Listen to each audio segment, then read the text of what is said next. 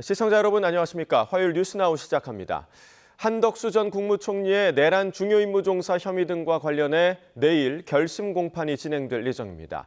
특검은 한 전 총리가 CCTV 증거에도 불구하고 계엄 관련 문건은 기억나지 않는다고 일관한 건 선택적 기억이라고 보고 있는데요. 현장에 취재 기자 나가 있습니다. 권준수 기자.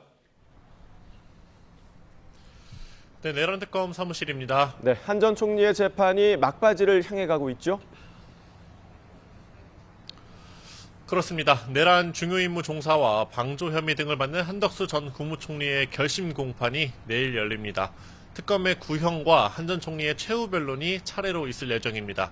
재판부는 내년 1월 중에 선고하겠다는 계획을 미리 밝힌 바 있는데요.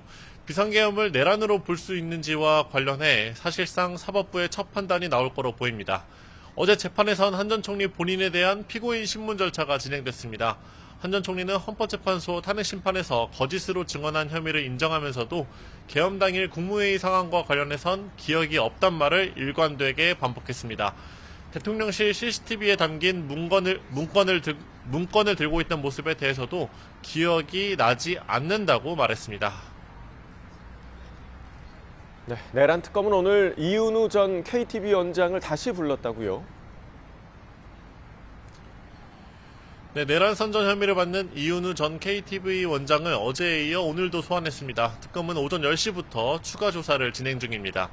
이 전 원장은 비상계엄 선포 계획을 미리 알고 이를 생중계하기 위한 준비 과정을 주도한 의혹을 받습니다. 전반적으로 혐의를 부인하는 것으로 파악됐습니다.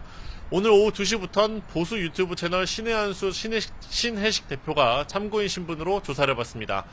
신 대표는 지난 1월 공수처가 윤 전 대통령에 대한 체포영장을 집행할 당시 대통령실이 지지자를 동원해 저지했다는 의혹을 제기한 바 있습니다. 네, 최상병 특검은 이번 주에 수사를 마무리하죠? 네, 특검은 이종섭 전 국방부 장관이 도피성으로 주 호주 대사로 임명된 과정과 관련해서 수사를 매듭질 예정입니다. 이번 주 금요일 수사가 종료되기 전에 윤석열 전 대통령을 범인 도피 혐의로 추가 기소할 계획인데요. 인사에 개입한 대통령실과 법무부, 외교부 관계자 모두 재판에 넘겨질 거로 전망됩니다. 지금까지 내란 특검에서 YTN 권준수입니다. 강철원 전 서울시 정무부시장과 오세훈 서울시장의 오랜 후원자 김한정 씨가 오늘 특검에 출석했습니다. 두 사람은 오 시장의 여론조사 비용 대납 의혹과 관련해 피의자 신분으로 조사를 받습니다. 취재기자 연결합니다. 임혜진 기자. 네, 서울 광화문 김건희 특검에 나와 있습니다. 네, 오세훈 서울시장의 측근들이 오늘 특검의 조사를 받고 있죠? 네, 오늘 오전 강철원 전 서울시 정무부시장과 오 시장의 오랜 후원자 김한정 씨가 특검에 출석했습니다. 두 사람은 오 시장의 여론조사 대납 의혹과 관련해 정치자금법 위반 혐의 피의자 신분인데요. 강 전 부시장은 명태균 씨에게 여론조사를 몇 차례 의뢰했는지 묻는 취재진 질문에 한 적이 없다고 답했고, 이어 출석한 김한정 씨는 대납이 성립되지 않는다고 말했습니다. 출석 장면 직접 보시겠습니다. 명태균 씨한테 여론조사 몇 차례 의뢰하셨나요? 한 적 없어요. 그러면 보고받은 건 몇 차례 받으셨어요? 보고는 처음에 테스트할 때만 받았어요. 여론조사 비용 대납은 오 시장한테 부탁받고 하신 건가요? 대납하고 난 다음에 대납이란 자체가 말이 안 됩니다. 내 이름으로 송금해서 내가 한두 번 받아본 게 무슨 대납입니까? 오 시장은 지난 2021년 정치브로커 명태균 씨 측으로부터 비공표 여론조사를 13차례 받고 이 비용 3,300만 원을 김한정 씨가 대납하도록 한 혐의를 받고 있습니다. 의혹을 처음 제기한 명 씨는 자신이 강 전 부시장을 통해 오 시장과 소통해 왔다고 주장하고 있는데요. 오 시장은 명 씨를 신뢰하기 어렵다고 판단해 끊어냈고 김 씨의 비용 지급은 자신과 무관하다는 입장을 거듭 밝혀왔습니다. 특검이 지난 8일 오 시장과 명 씨를 불러 대질 조사를 진행하기도 했지만 오늘 강 전 부시장과 김한정 씨 사이 대질 조사는 계획되지 않은 거로 파악됐습니다. 네, 특검이 기소한 사건의 재판도 진행되고 있죠? 네, 오늘 오전 10시부터 김건희 씨 측근으로 알려진 이종호 전 블랙펄 인베스트먼트 대표의 변호사법 위반 혐의 3차 공판이 진행되고 있습니다. 이 전 대표는 도이치모터스 주가 조작 1차 주포 이정필 씨에게 집행유예를 받게 해주겠다며 8천만 원을 받은 혐의로 재판에 넘겨졌는데요. 오늘은 사건의 당사자인 이정필 씨가 증인으로 나와서 자신이 2022년 5월 이 전 대표에게 8,390만 원을 줬다고 증언했습니다. 특검은 이 전 대표가 김건희 씨나 국회의원 또 공수처장 등을 언급하면서 진행 중인 재판에 영향력을 미칠 수 있을 것처럼 말한 것으로 보고 있습니다.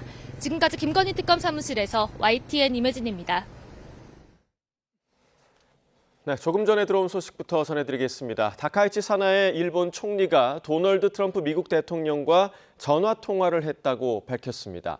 다카이치 총리는 총리 관저에서 기자들과 만나서 오늘 트럼프 대통령과의 전화 통화에서 우크라이나 평화안과 관련해 미국의 행동에 대한 평가를 전했다고 말했습니다.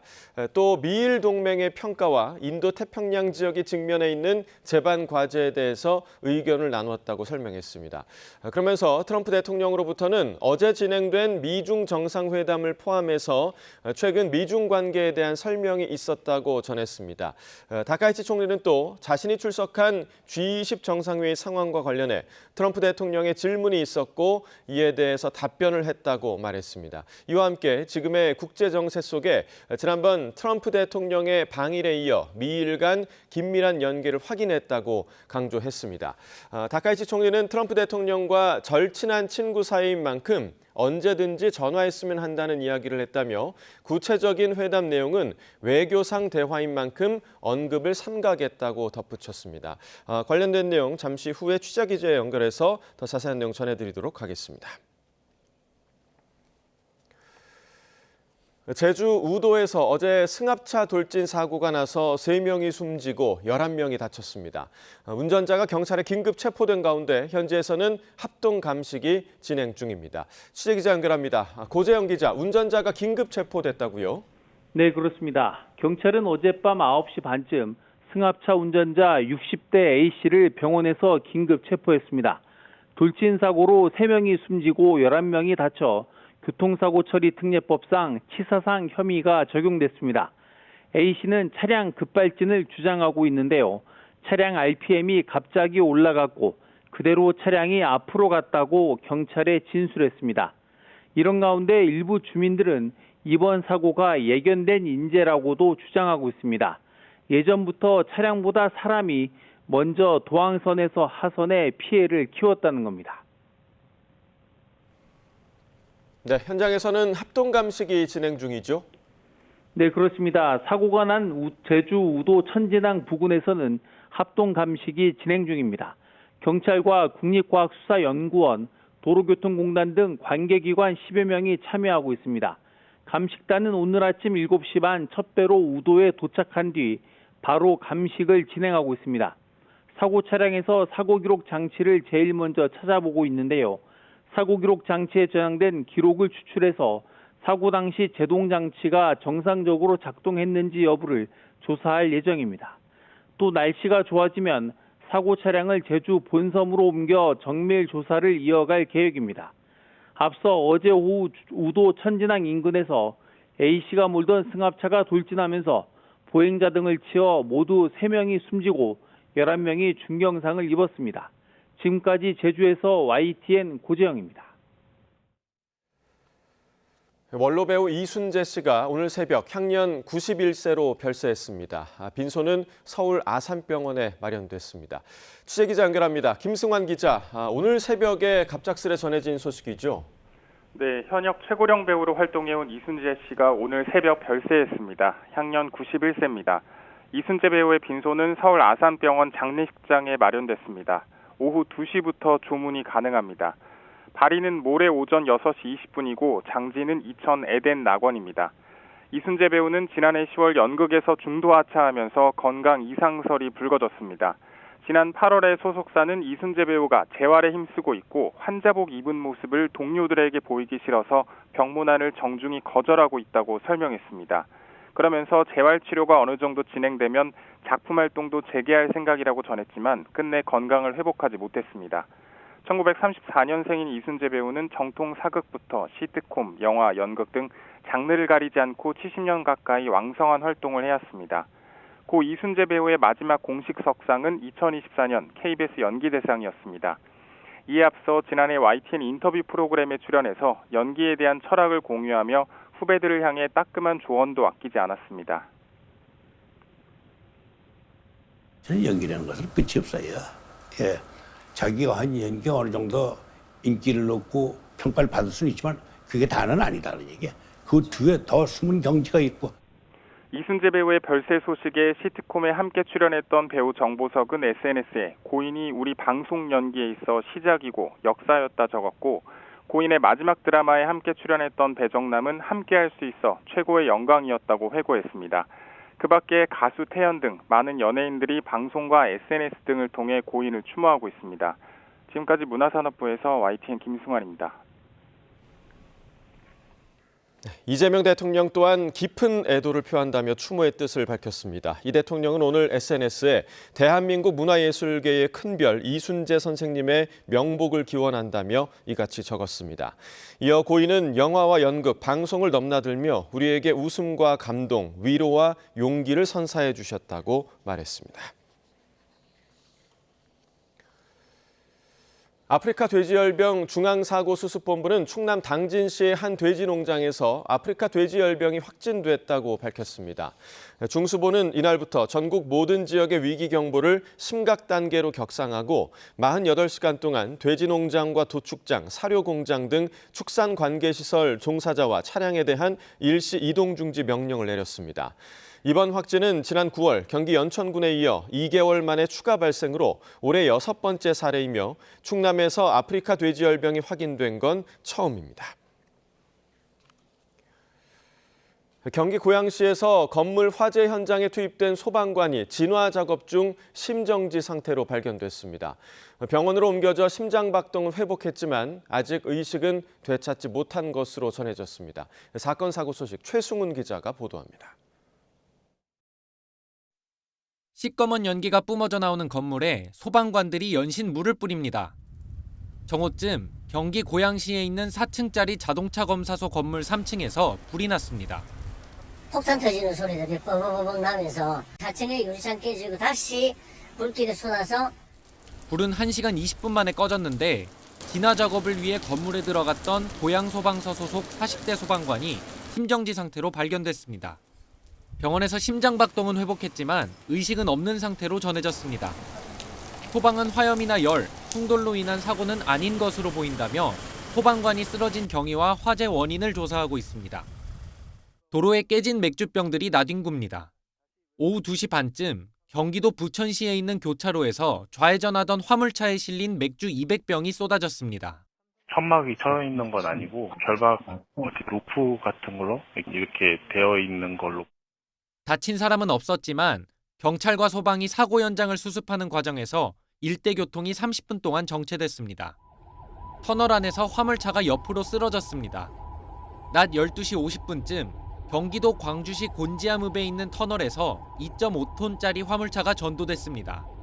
60대 운전자는 브레이크가 잘 작동하지 않았다고 진술한 것으로 전해졌는데 경찰은 정확한 사고 원인을 조사하고 있습니다. YTN 최승훈입니다. 포스코 포항제철소에서 노동자 3명이 가스를 마셔 중태에 빠진 사건과 관련해 경찰이 합동감식에 나섭니다. 경북경찰청은 내일 오전 10시 반부터 국립과학수사연구원 등 관계기관과 함께 포스코 포항제철소에서 합동감식을 진행한다고 밝혔습니다. 경찰은 감식을 통해 노동자들이 마신 가스가 어떤 성분인지 또 어디서 어떻게 발생했는지 등을 중점적으로 살펴볼 계획입니다. 또 CCTV와 작업 기록 등을 통해 설비 결함이나 안전조치 위반 여부도 조사합니다. 앞서 지난 20일 포항제철소에서 배관 찌꺼기 청소 작업을 하던 협력업체 직원 2명과 포스코 직원 1명이 일산화탄소로 추정되는 가스를 마셔 심정지 상태로 병원에 옮겨졌습니다. 태권도장 탈의실에 불법 카메라를 설치한 혐의를 받는 태권도장이 구속된 가운데 경찰이 촬영된 영상이 해외 사이트에 유출된 사실을 확인해 차단한 것으로 YTN 취재 결과 확인됐습니다. 피해자 규모도 20여 명으로 늘었습니다. 김희영 기자가 단독 보도합니다. 지난주 자신이 운영하는 태권도장 여성 탈의실에 몰래 카메라를 설치해 촬영한 혐의를 받는 30대 관장 A씨가 구속됐습니다. 아이들 불법 촬영한 혐의 인정하시나요? 유포 안 했다고 주장한 거 맞아요? 피해자들한테 하실 말씀 없으세요? A씨는 카메라를 설치한 사실은 인정하면서도 영상을 유포하지는 않았다고 주장해왔습니다. 그런데 YTN 취재 결과 경찰은 탈의실에서 찍힌 영상이 해외 사이트 2곳에 유출된 사실을 확인해 차단 조치한 것으로 파악됐습니다. 이 사이트들은 음란물이 올라오는 곳으로 전해졌습니다. 또 경찰 수사 결과 불법 촬영 피해자는 기존에 파악된 10여 명보다 많은 20여 명인 것으로 현재까지 확인됐습니다. 태권도장이 주로 유아와 초등학생을 대상으로 운영해 피해자 상당수는 아이들인 것으로 파악됐습니다. A씨는 재작년 4월부터 경기 용인시에서 자신이 운영하는 태권도장 여성관원 탈의실에 초소형 카메라를 몰래 설치해 불법 촬영해온 혐의를 받고 있습니다. 경찰은 조만간 A씨를 검찰에 넘길 계획인데 아직 A씨가 직접 영상을 퍼뜨린 정황은 확인되지 않았다며 불법 촬영 혐의에 대한 수사를 마무리하는 대로 유출 경위를 파악할 방침이라고 밝혔습니다. YTN 김희영입니다. 이용자가 목표 공부 시간을 달성하면 보상을 제공하는 애플리케이션 파트타임 스터디가 파산하면서 수백 명이 보증금과 보상금을 받지 못하는 등 피해가 속출하고 있는 것으로 확인됐습니다. 파트타임 스터디 측은 어제 오전 법원의 파산 절차에 따라 채권을 정리하고 있다며 보증금과 상금을 보유한 이용자들을 대상으로 채권자 등록 절차를 진행하고 있다고 밝혔습니다. 애플리케이션 이용자들은 YTN에 그제 밤까지는 보증금 등의 인출 신청이 가능했지만 파산 공지가 나오면서 보증금과 상금 등 많게는 100만 원가량의 적립금이 동결됐다고 설명했습니다. 경기 남부경찰청 반부패 경제범죄수사대는 사업 편의를 봐주고 뇌물을 받은 혐의로 50대 현직 서울시의원 A씨와 공무원 브로커 등 3명을 구속했습니다. 이들은 지난 2022년 말부터 1년 동안 서울 지역 교육기자재 등 납품 편의를 봐주기 위해 관련 예산을 편성해주는 대가로 여러 업체로부터 현금 4억여 원을 받은 혐의를 받고 있습니다. 지난해 11월 수사에 나선 경찰은 A씨 등이 편의를 봐주는 대가로 리베이트를 요구한 것으로 보고 뇌물을 준 업체들을 상대로 수사를 이어가고 있습니다. 코스피가 2% 이상 오른 3,900선에서 출발해 상승세를 이어가지만 외국인이 순매도로 돌아서면서 상승폭이 줄고 있습니다. 원달러 환율은 외환 당국의 개입에 상승세가 누그러졌지만 1,470원대에서 내려올 줄을 모르고 있는데요. 취재기자 연결해 증시와 환율 소식 알아봅니다. 류현웅 기자, 코스피 장 초반 기세가 좋았는데 현재는 어떻습니까? 현재는 상승폭이 다소 줄어 3,900선 턱 미친 3,870선에 있습니다. 코스피는 2.5% 오른 3,942로 출발했습니다. 외국인이 순매수로 돌아오면서 힘차게 출발했지만 다시 외국인이 순매도로 전환하면서 지수 상승폭이 줄었습니다. 삼성전자는 이틀째 강세이고 어제 하락했던 SK하이닉스도 오늘은 상승세입니다. 삼성전자는 10만 1,400원까지 올랐고 SK하이닉스는 55만 원까지 상승했습니다. 현재는 기관 홀로 순매수이고 외국인과 개인이 순매도를 하고 있습니다. 코스닥도 1.3% 오른 867로 출발했지만 시간이 가면서 상승세가 약해지고 있습니다. 외국인과 기관은 동반 순매수를 하고 있고 개인 홀로 순매도 중입니다.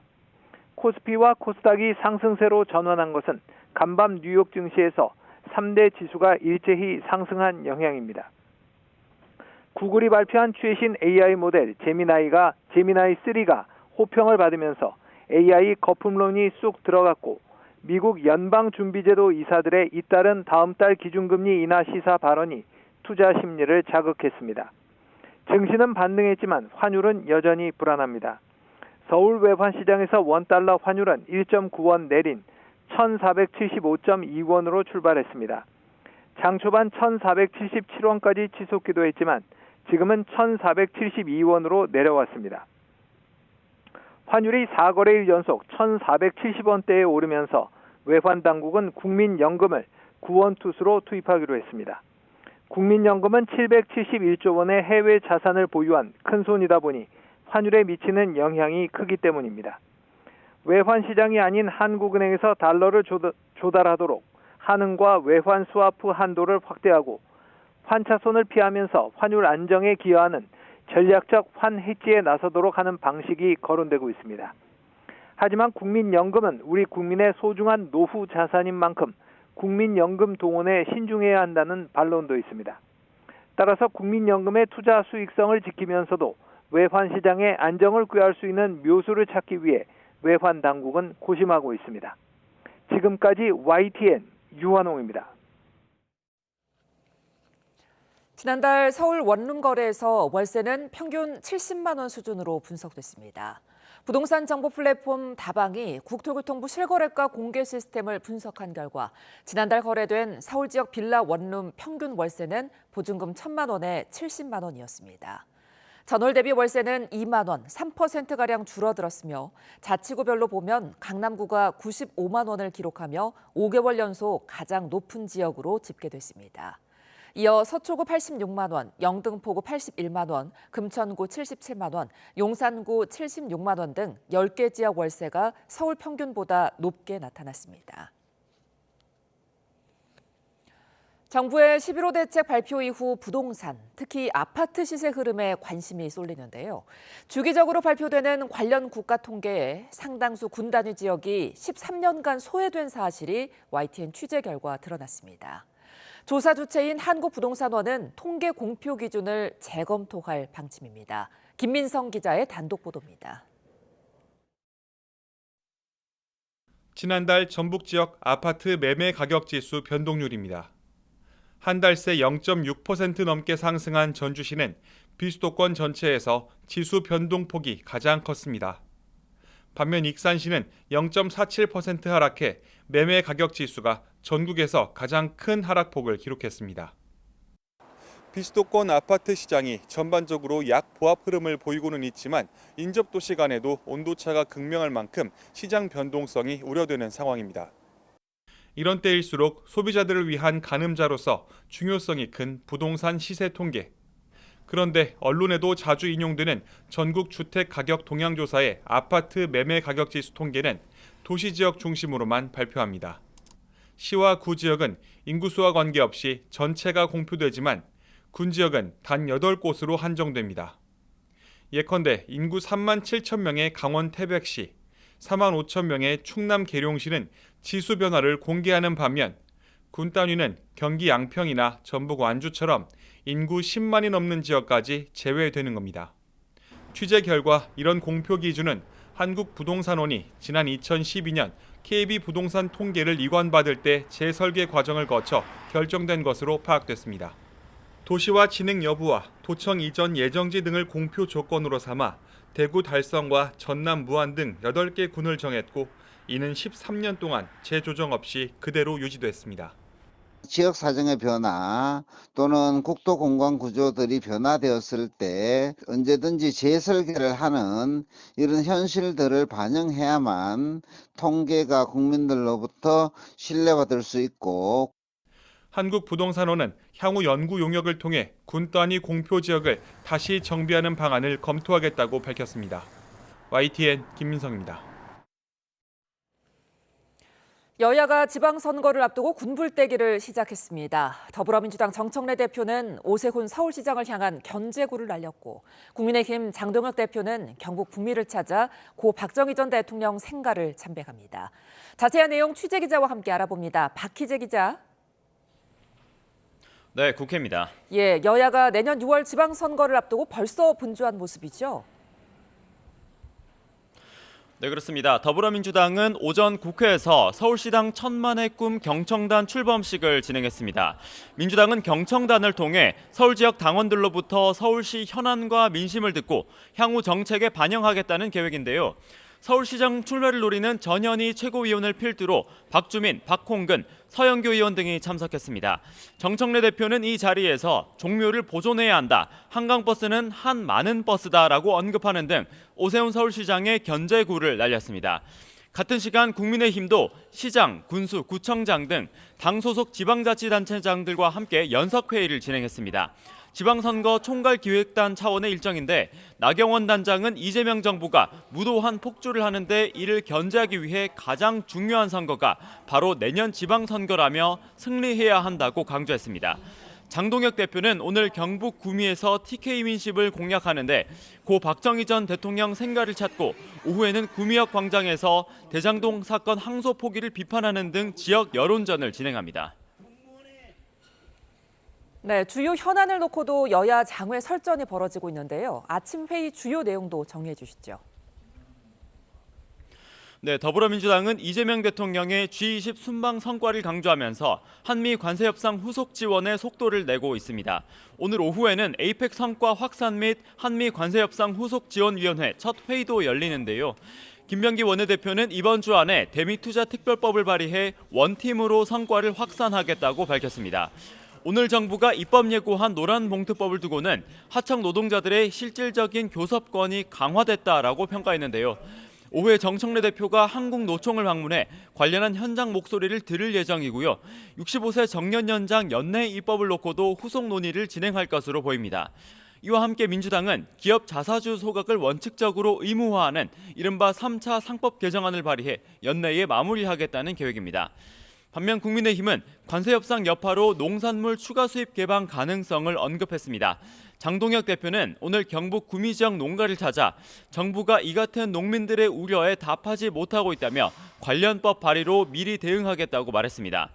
국민연금을 달러 환율 안정에 동원하는 정부 대책도 비판했는데 송원석 원내대표는 원내대책회의에서 이는 외환시장 불안을 전 국민 노후에 떠넘기는 셈이라며 무책임한 작태라고 지적했습니다. 당 차원에서 고환율 대책을 위한 긴급 현안 질의를 추진하겠다는 방침입니다. 또 정부의 노란봉투법 시행령을 두고는 원청이 하청마다 따로 교섭하도록 해 하청이 많은 자동차, 철강 분야 기업들은 1년 내내 노사 협상에 시달리게 될 수 있다는 점을 꼬집으면서 노란봉투법 폐기를 추진하겠다고도 말했습니다. 지금까지 국회에서 YTN 박희재입니다. 김민석 국무총리는 12.3 비상기업 1년을 앞두고 내란의 심판과 정리엔 어떤 타협도 지연도 있어선 안 된다고 강조했습니다. 김 총리는 정부 서울청사에서 국무회의를 주재하고 법정에서 내란 세력의 모습을 접하며 지지부진하거나 잘못된 길로 가는 게 아닌가 하는 국민의 우려가 있는 게 현실이라며 이같이 말했습니다. 이어 1년 전 내란 세력의 뜻대로 됐다면 지금 나라가 어떻게 됐겠느냐며 모든 분야에서 내란을 완전히 극복하고 국민 주권을 실현하도록 행정부는 행정부의 몫을 다하겠다고 덧붙였습니다. 이재명 대통령이 남북 간 연락이 끊긴 현재 상황을 매우 위험하다고 진단하며 바늘구멍이라도 뚫어야 한다고 강조했습니다. 한미 연합 군사훈련 축소 가능성도 언급했는데 북한의 재차 대화의 손길을 내미는 걸로 보입니다. 홍민기 기자입니다. G20 정상회의를 마치고 마지막 순방지인 튀르키예로 향하는 공군 1호기 안. 이재명 대통령이 기자 간담회를 열었습니다. 이 대통령은 튀르키예 언론과 인터뷰에서 언급했던 점진적, 단계적 통일 추구 방침에 대한 질문에 긴 답변을 내놨습니다. 지난 정부 당시 남북 철도와 도로 등이 모두 파괴되는 등 남북 관계가 매우 적대적이고 위험한 상황으로 바뀌고 있다고 진단했습니다. 일체 모든 연결선이 다 끊겼습니다. 일체 대화 접촉 자체를 거부하고 있어요. 매우 위험한 상태죠. 우발적 충돌이 발생하면 해결할 길이 없습니다. 이 대통령은 그러면서도 대북방송 중단, 남북 군사회담 제한 등 새 정부가 이어온 대화 노력을 언급했습니다.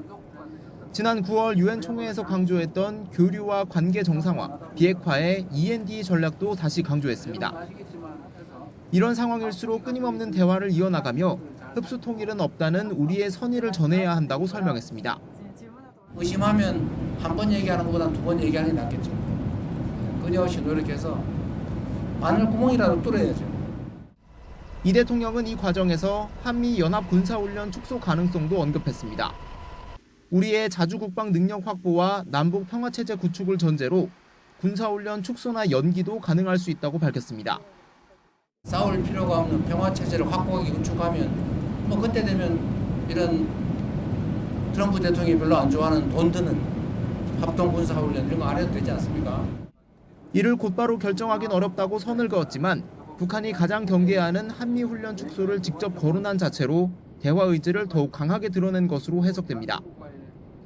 이 대통령은 이번 아프리카 중동 순방 가운데 아랍에미리트 방문 성과가 가장 컸고 이집트에선 3조 원 규모 카이로 공항 확장 사업을 제안받았다고 밝혔습니다. 격화하는 중일 갈등에 대해선 상황을 냉철하게 지켜보고 있다며 현재 한국 입장에서 큰 위험 요인은 없다고 평가했습니다. YTN 홍기입니다. 다카이치 일본 총리와 트럼프 미국 대통령이 전화 통화를 가며 최근의 안보 상황 등을 논의했습니다.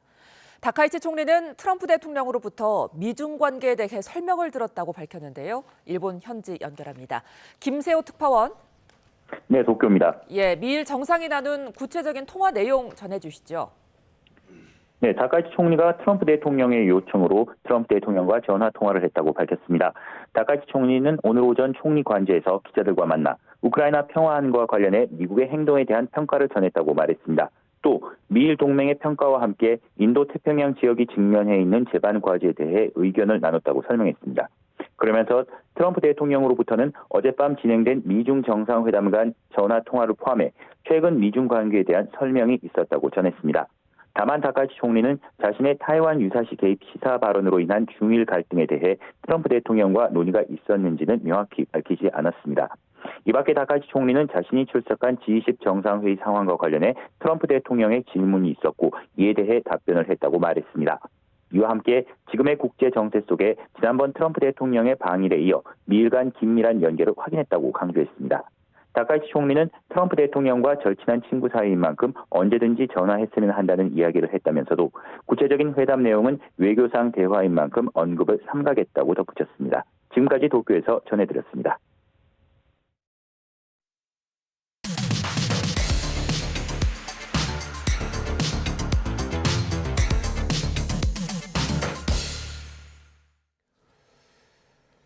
각이 살아있는 정치평론 시사정각 시작합니다. 오늘도 각이 서는 두 분을 모셨습니다. 김상일 정치평론가, 최진영 변호사와 이야기 나누겠습니다. 어서 오십시오. 네, 안녕하십니까. 네.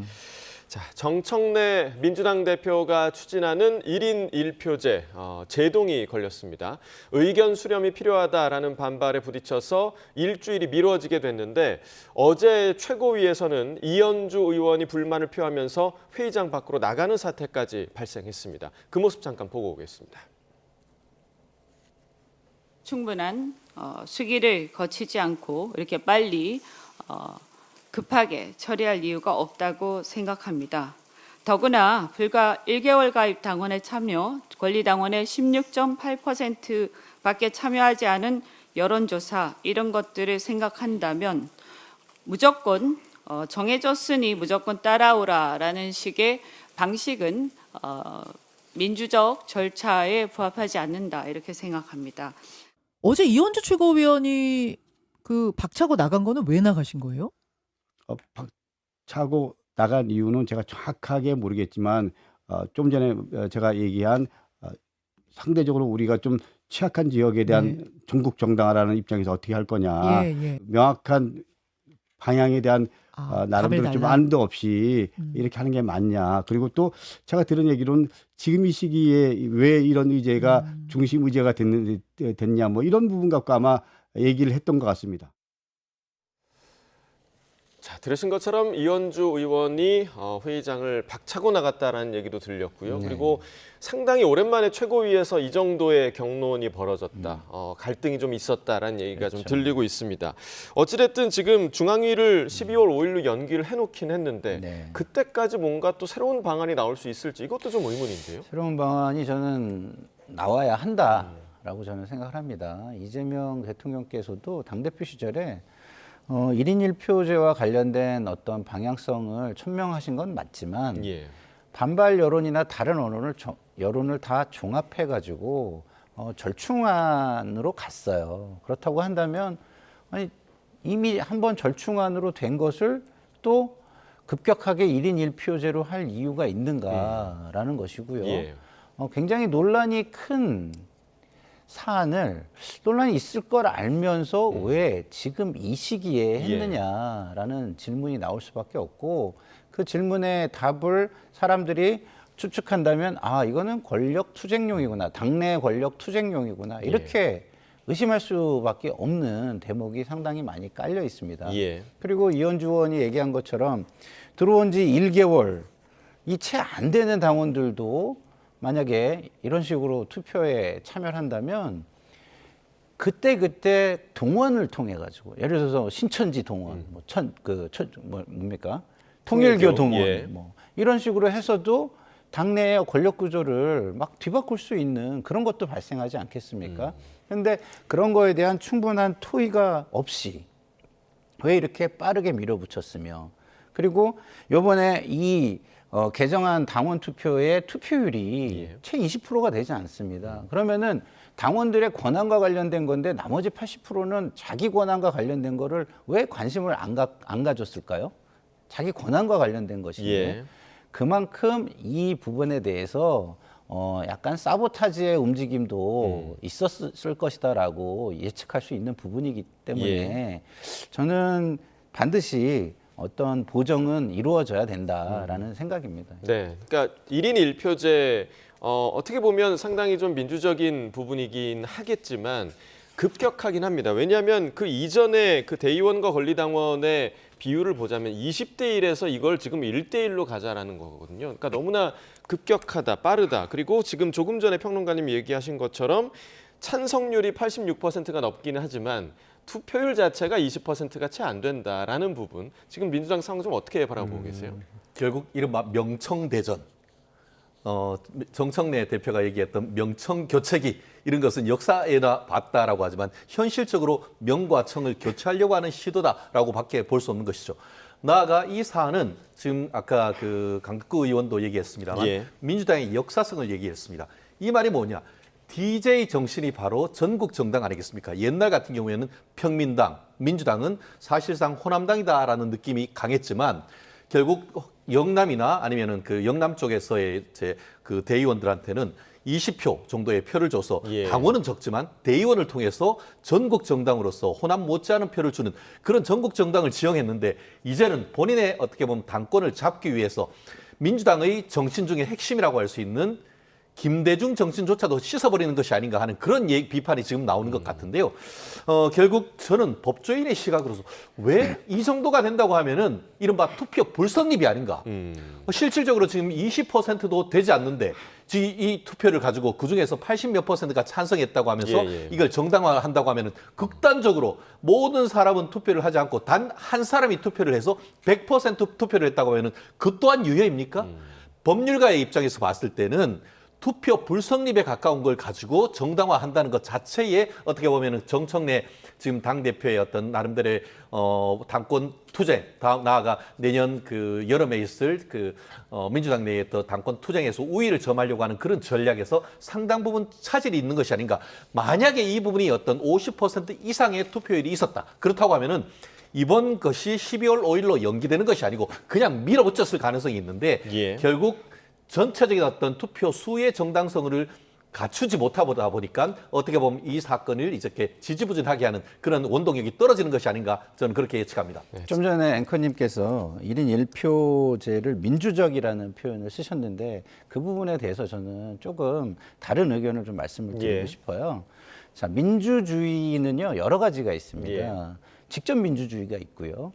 대의제 민주주의가 있고 수기 민주주의도 있어요. 그러면은 무조건 직접 민주주의가 가장 민주적인 것이냐? 그렇지 않은 것입니다. 왜냐하면 다수결의 제도지만 소수 존중이라는 동전의 반대편의 한 부분을 꼭 생각해야 되는 것이죠.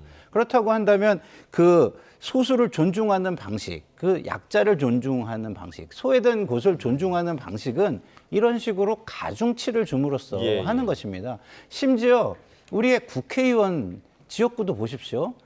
아니 10,000명도 채 안 되는데 국회의원이 되는 지역이 있는가 하면 그거보다 훨씬 큰 지역구에서 국회의원이 되는 분들도 있습니다. 지역마다 다르니까요. 그렇죠. 그러면은 1인 1표의 권한이 동등하지 않기 때문에 그런 것은 아니잖아요. 그것은 지역 균형 발전이라는 것과 지역 대표성이라는, 또 우리가 민주주의 사회에서 추구해야 될 다양한 다른 가치들도 존재하기 때문에 그 가치도 함께 합리적으로 논의해서 추구하자라는 가치가 담겨 있는 것입니다. 그래서 1인 1표가 꼭 민주적이다 이렇게 말하는 것은 좀 다른 시각도 있다라는 말씀을 드리고 싶습니다. 자, 지금 뭐 12월 5일까지 어떤 또 다른 대안이 만들어질 수 있을지 좀 저희가 지켜봐야 할 부분인 것 같고, 그리고 또 최근에 김민석 총리 역시 지금 뭐 지방선거를 앞두고 언론의 주목을 받고 있는 상황입니다.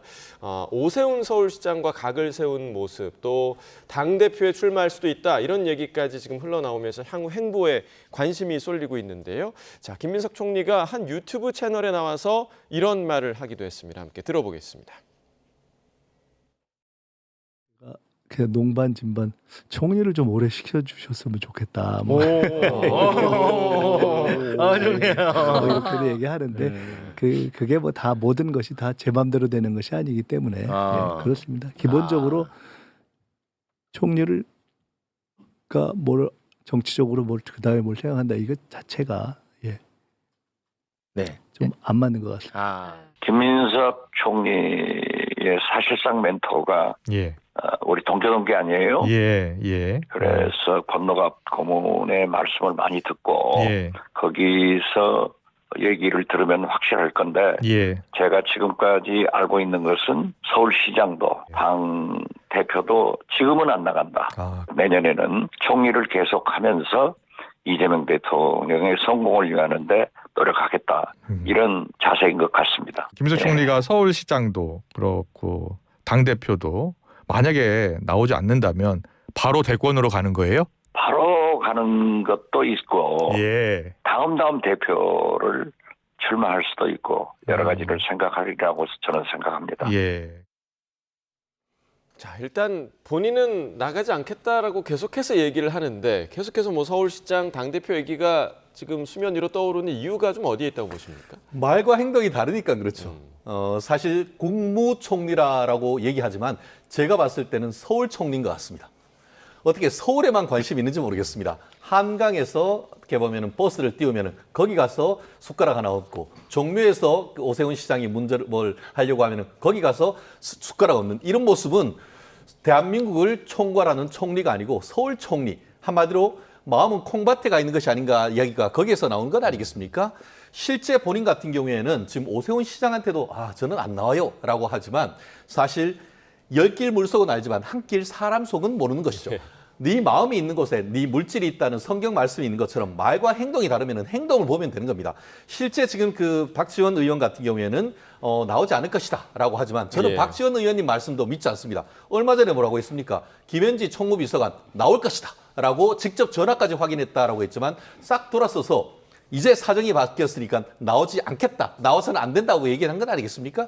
결국 지금 상황 속에서 정치적으로 어떤 그 흐름을 보다가 어떤 그 민주당에서의 어떤 대안이 부재할 경우에는 한마디로 차출론, 내가 나가려고 하는 것은 아니다라는 그런 명분을 쌓고 그 속에서 내가 반드시 필요하다라는 것으로서 민주당의 그 어떤 민주당과 당의 지지자들이 나를 끌어냈기 때문에 어쩔 수 없다 하는 그런 명분을 쌓기 위한 어떤 하나의 어떻게 보면은 카드로 지금 이런 모습을 보인다. 하지만 실제 마음은 행동에 다 드러나고 있다. 저는 이렇게 평가합니다. 자, 지금 일단 최 변호사님은 다 믿지 않는다라고 얘기를 해주셨고 그런데 뭐 아무리 어쩔 수 없는 상황이라고 하더라도 이렇게까지 안 나오겠다고 얘기를 했는데 나오게 되면 그 역풍도 상당하지 않겠습니까? 그렇죠. 그러니까 우리가요. 미래를 예단할 수는 없어요. 그리고 선택지를 줄일 필요도 저는 없다고 봅니다. 정당이 존재하는 최대의 목적은 뭡니까? 선거에서 승리하는 것입니다.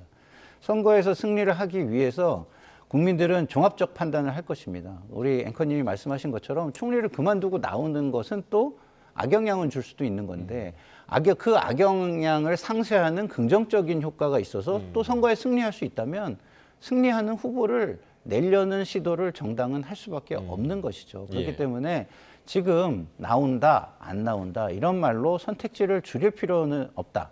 그것은 오히려 전략적인 오류다라고 저는 생각을 하고요. 지금 뭐 김민석 총리를 서울시장 후보로 국민의힘이 너무 띄워주고 있는 것 아닌가라는 오히려, 생각이 예. 들 정도로 우리 민주당도 일부 국민의힘 인사들을 좀 이런 식으로 띄워준 과거의 경험이 있는데 예. 그때마다 국민의힘에서 우리를 비판하면서 그런 얘기를 했어요. 지금 오히려 띄워주고 있다.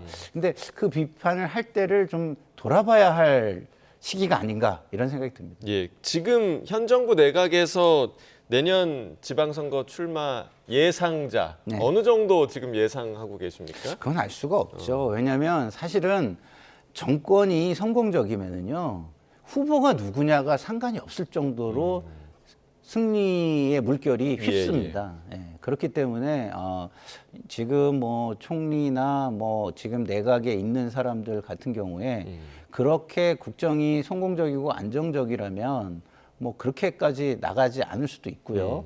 그러나 이제 조금 더 어떤 과제가 벅찬 과제가 있어서 이런 과제들을 이루는데 압도적인 선거 승리가 필요하기 때문에 그럼에도 불구하고 나가야 된다라고 한다면 또 나올 수도 있는 것입니다. 그래서 그 당시의 정치 상황과 전략적 판단이 굉장히 중요한 것 아닌가 이런 생각이 듭니다. 네, 가능성은 열어놔야 한다라고 얘기를 해주셨고요. 그런가 하면 어제 그 12.3 비상계엄에 가담한 공무원들을 징계한다는 목적으로 이른바 헌법 존중 TF 구성이 완료됐습니다. 자, 이 TF가 향후에 좀 어떤 분위기로 흘러갈 거라고 예상을 하십니까? 막장부기로 갈 가능성이 크죠. 왠지 아십니까? 사실 지금 어떻습니까? 최상병 특검에서 10명을 구속영장을 쳤습니다. 그렇지만 그중에서 90% 타일로 치라면 1할 타일입니다. 그러면 프로야구에서는 퇴출인 것이죠. 결국 이와 비슷한 것이 아닌가 싶습니다. 거기다가 지금 이 부분 같은 경우에는 김민석 총리 산하에 만들어 놓고 김민석 총리는 전체 회의에서 자제하라. 아니 청령 언어들을 주면서 그 자제하라고 한다고 됩니까? 자제할 것이 아니고 하지 말았어야 되는 것이죠.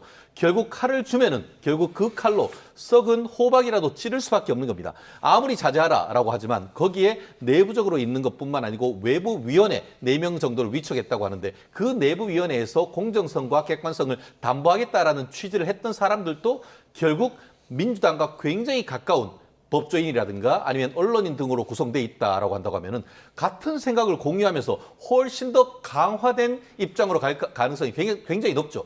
그렇기 때문에 지금 그 국민회의에서 비판하기를 이른바 적폐청산 시즌2다. 문재인 정권에 있었던 것보다 오히려 더 큰 청령 언월도를 준 것이 아닌가. 그렇게 되면은 결국 그 기한도 사실상 언제까지입니까?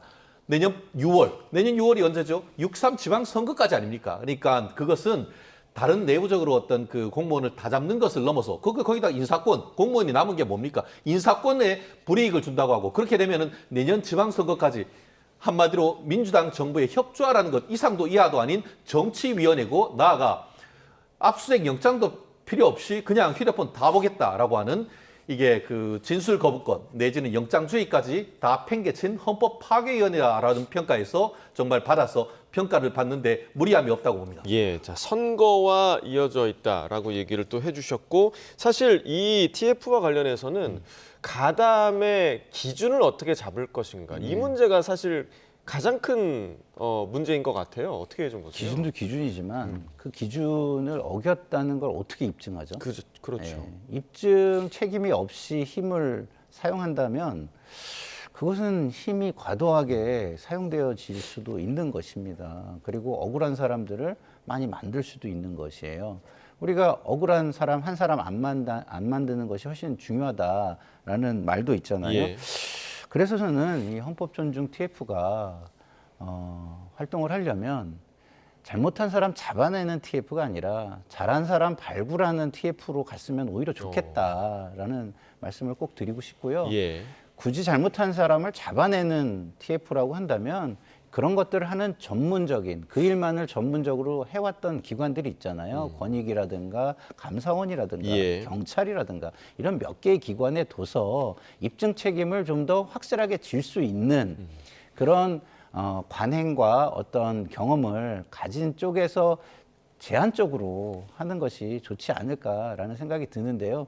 제가 이런 말씀을 방송에서 여러 번 드렸음에도 불구하고 전혀 영향은 지금 주지 못하고 흘러가는 것 같아서 예. 좀 안타깝다는 말씀을 드립니다. 자, 안타까움을 전해주셨습니다. 자, 그리고 저희가 이제 내란 재판 관련 소식도 연일 좀 전해드리고 있는데 최근에 지금 논란이 되고 있는 게 지금 법정 안에서 변호인들의 태도였습니다. 특히나 이제 김용현 전 장관의 변호인들과 재판장이 부딪히는 그런 장면들이 연일 보도가 되고 있거든요. 그런데 변호인단이 법정에서 감치 명령을 받는 게 이게 잘 있는 일이 아니잖아요. 매우 이례적이다. 예, 예. 사실 제가 2012년부터 15년까지 사실상 대한변협의 최장수 대변인을 했는데요. 2013년에 이런 일이 있었습니다. 서울고등법원에서 변론을 하던 변호사가 재판부의 어떤 지위에 대해서 항의를 하니까 그 자리에서 변호인을 감치한 적이 있습니다. 이에 대해서 제가 그때 그 변협 대변인으로서 변협의 임시위원을 해서 바로 이 사안에 대해서 그 어떤 당사자의 변론 받을 권리 그리고 변호사의 어떤 그 이 부분에 대한 비판 성명을 냈던 것이 있습니다. 예. 오히려 그때가 오히려 재판부에 대해서 훨씬 더 강화된 항의를 했던 것으로 제가 기억을 하는데요. 예. 이 사안에 대해서는 사실 가장 냉정하고 가장 어떻게 보면 이성적인 변론을 해야 되는 재판장과 변호사가 이런 일을 했다는 것 자체가 저는 양비론적인 시각을 가지고 있습니다. 예, 예. 변호사님들도 저렇게 하는 것은 당사자들에게 도움이 안 되는 것은 저는 명백하다고 생각합니다. 다만 그럼에도 불구하고 법정에서 어떻게 보면 법정 경위를 통해서 안에 들어갔던 변호사에 대해서 당신 나가라고 하고 그에 대해서 어떻게 보면 그 여러 자리 고지를 하고 그렇지 않으면은 어떻게 보면 체포나 이런 걸 해야지. 아시다시피 우리가 미란다 원칙이 있지 않습니까? 압수수색 체포할 때도 영장주의에 따라 해야 되는데 그게 누구인지도 알지 않고 그냥 당신 그 자리에서 구속. 이것이 도대체 무슨 일인지 모르겠습니다. 그리고 실질적으로 지금 영장에 의한 구속도 경찰은 10일밖에 되지 않습니다. 그런데 지금 법정에서 변호사들이 재판부의 권위에 도전했다고 하면서 15일간의 구속, 감치를 한다는 것은 비례 원칙을 넘어도 한참 넘었다라고 생각합니다. 그렇기 때문에 현실적으로 법정에서 우리가 변론을 하다 보면 감정이 뜨거워지고 상대방 변호사하고 서로 다툼이 있는 케이스에서 싸움을 말려야 되는 것이지 어떻게 재판장이 나서가지고 너 구속이라고 할 수 있는지 그렇기 때문에 지금 변호인들 같은 경우에는 오히려 재판장을 상대로 해서 공수처에 직권남용 권리행사방해죄로 고소당하는 이게 도대체 뭡니까? 예. 물론 변호인들도 재판부를 최대한 존중해야 되는 것도 있습니다만 재판부도 냉정하게 그 사안을 판단을 해야 되는 것이고 나아가 이거보다 훨씬 더 대법원의 대법정을 소란하게 했던 지난번 민주당 같은 경우에는 대법원 그 대법원장에 대해서 근거도 없는 비판하면서 훨씬 더 모욕적인 일을 했지 않습니까? 그에 대해서 대법원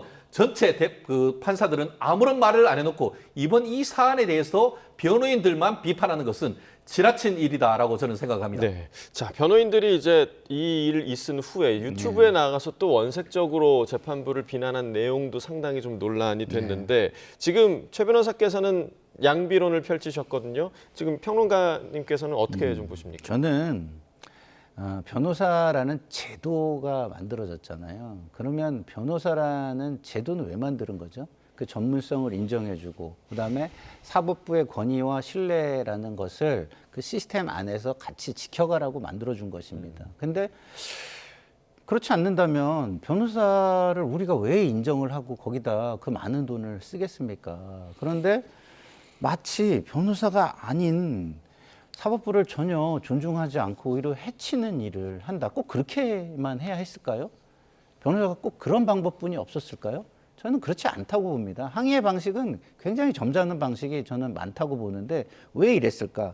국민들은 이런 것을 재판 지연 전략으로 보는 거예요. 예. 재판 지연 전략을 이런 식으로 하고 그 법적 지식을 악용해가지고 법정을 소란스럽게 하고 그다음에 법정의 어떤 질서를 깨트리고 그러면 재판관은요 재판을 진행하는 동안은 그 법정의 질서를 본인이 유지하고 관리할 책임이 그리고 권한이 있는 것입니다. 그래서 분명히 발언을 제지했는데 계속 발언하려고 들어요. 예. 우리 다 봤잖아요. 영상을 통해서. 그래가지고 퇴정 명령을 합니다. 그랬더니 퇴정하라고요? 뭐 막 이러면서 그거에 대해서 또 막 저기를 합니다. 그러면 변호사가 법정을 존중한다면 일단 퇴정을 한 다음에 이의 제기를 할 수도 있는 것입니다. 예. 근데 퇴정 명령을 또 안 들으니까 감시 명령이 나온 것입니다. 바로 감시 명령으로 간 것이 아니에요. 우리는 그걸 다 영상을 통해서 봤잖아요. 그래서 저는 지금 이것은 기본적으로 법정에 대한 존중이 없는 변호사라고 저는 볼 수밖에 없고 변호사의 자격 자체가 없다라고 저는 봅니다. 네, 지금 판사가 이제 별도의 감치 재판을 진행을 하겠다라고 의견을 밝힌 상황이기 때문에 향후에 또 이 사안이 또 어떻게 흘러갈지 좀 지켜봐야겠고요. 이제 곧 있으면 12.3 비상계엄이 있은 지 지금 1주년이 되는 날이 다가오고 있습니다. 그래서 국민의힘에서는 장동혁 대표가 이 계엄과 관련해서 어떤 입장을 낼 것인가 이 부분을 두고 뭐 여러 가지 전망 또 해석이 나오고 있는데요. 당내에서는 이런 목소리도 나오고 있습니다. 들어보겠습니다. 지금 국민의힘이 정부 여당과 이러한 것들의 일방주의 정치를 지적을 해도 또 올바른 비판을 해도 그 메시지에 힘이 실리지 않는 이유는 과거 국민의힘이 윤석열 전 대통령의 종속적이었던 모습들이 떠오르기 때문이라고 생각합니다. 보수가 윤석열 전 대통령과 김건희 여사에게 이용당했다라는 것, 그리고 그러한 극과 극 정치 속에서 결과적으로 윤석열 전 대통령도 휘말렸다라는 것, 그래서 어리석은 대통령이었다라는 것이 다시 한번 고민을 하게 되는 것 같고요. 지금 지도부는 사실 윤어게인의 세력이 주장하는 바를 동의하면서 만들어진 지도부이기 때문에 이런 데 대한 딜레마가 있어요. 그분들도 다 투표장으로 끌고 나와서 우리를 찍게 만들어야 됩니다. 그렇다면은 그분들의 의견에 그냥 맹목적으로 동의하고 또 그분들과 선을 긋지 못하고 이런 모습으로 갈 게 아니라 그분들을 적극적으로 설득해야 됩니다. 자, 국민의힘 내에서 이런 주장이 있었는가 하면 반대로 또 김민수 최고위원 정반대의 주장을 하고 있는데요. 그 목소리도 이어서 들어보겠습니다. 지금 장동혁 대표나 지도부가 하고 있는 행보 역시도 외연 확장을 위한 행보라고 보셔야 됩니다. 민주당 보세요. 얼마나 지금 민주당의 당원들을 중심으로 똘똘 수십 년 동안 뭉쳐오는지. 누구도 왜 이렇게 당원 중심으로 중도 확장을 안 하냐는 얘기 아무도 하지 않잖아요. 오세훈 시장 같은 경우는 개혁신당과의 연대 이런 것도 좀 필요하다. 그래야 이길 수 있다라고 얘기를 하잖아요. 김민수 최고위원 생각은 좀 다르신가요? 개혁신당 제가 정확하게는 제 개인적으로는 보수정당인지 진보정당인지 모르겠어요. 좌파들의 프레임에 의해서 마치 국민의힘의 우측에 있는 정당들 같은 경우는 극우정당처럼 계속 표현이 되는데 왜 계속해서 국민의힘은 우측으로의 통합에 대해서는 부정적인 뉘앙스. 자, 그러니까 이제 앞서 들으셨던 의원들이 생각하는 외연 확장과 김민수 최고가 생각하는 외연 확장은 전혀 다른 의미인 것 같아요. 어떻게 좀 들으셨어요? 그렇습니다. 저는 이렇게 생각합니다. 민주당의 주인이 민주당원이듯이 국민의힘의 주인은 국민의힘 당원인 것이죠.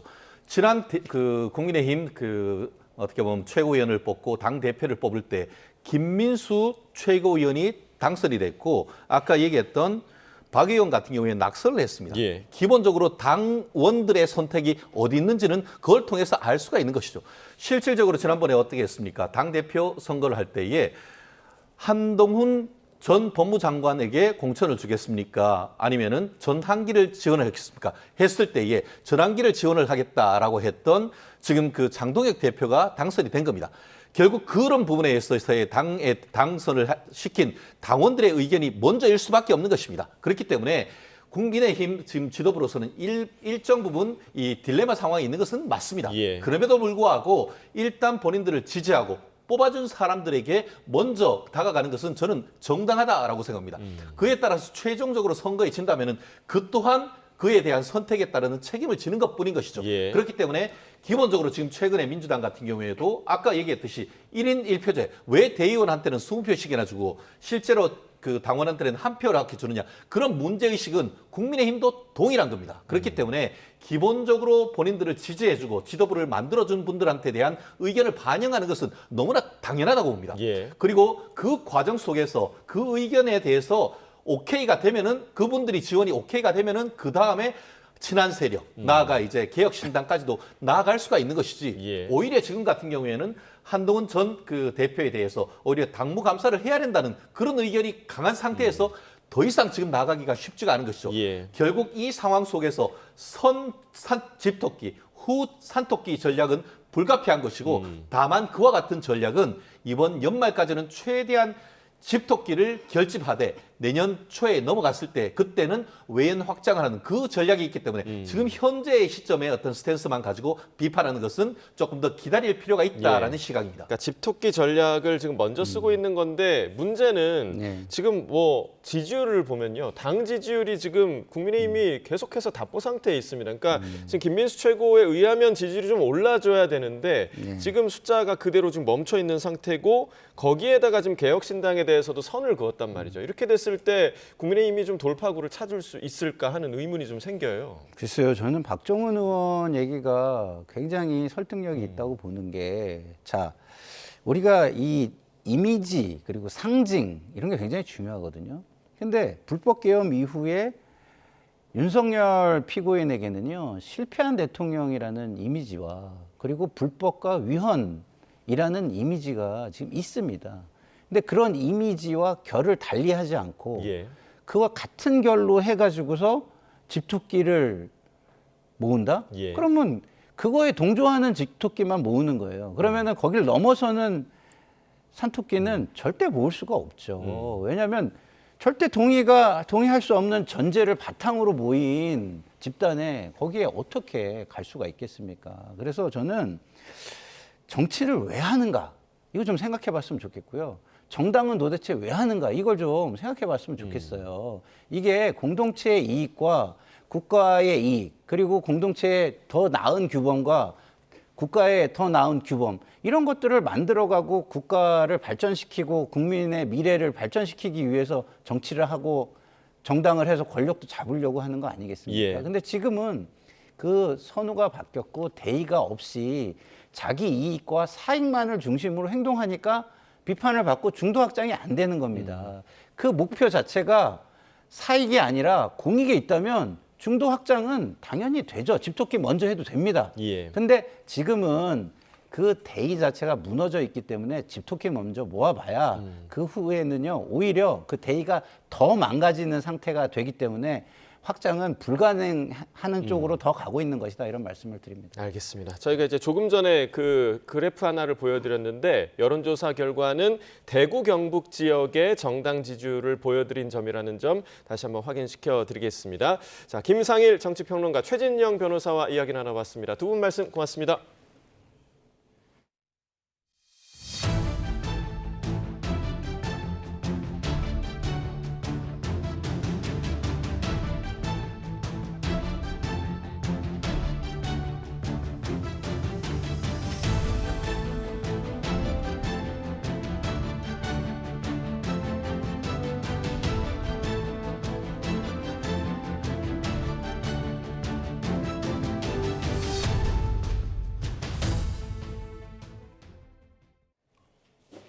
다음 소식입니다. 우리 기술로 개발한 한국형 발사체 누리호가 4차 발사를 이틀 남겨두고 있습니다.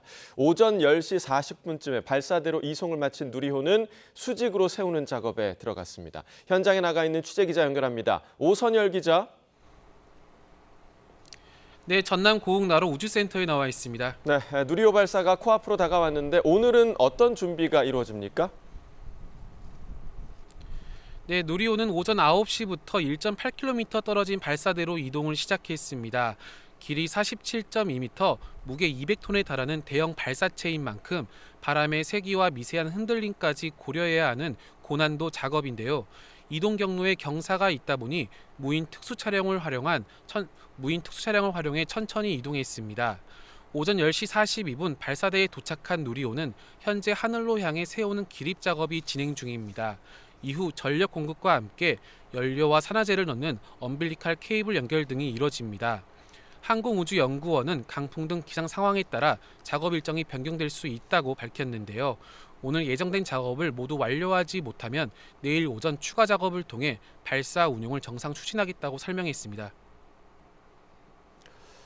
네, 이번 누리호 4차 발사는 탑재되는 인공위성이나 또 발사 시각에도 큰 변화가 있다고요?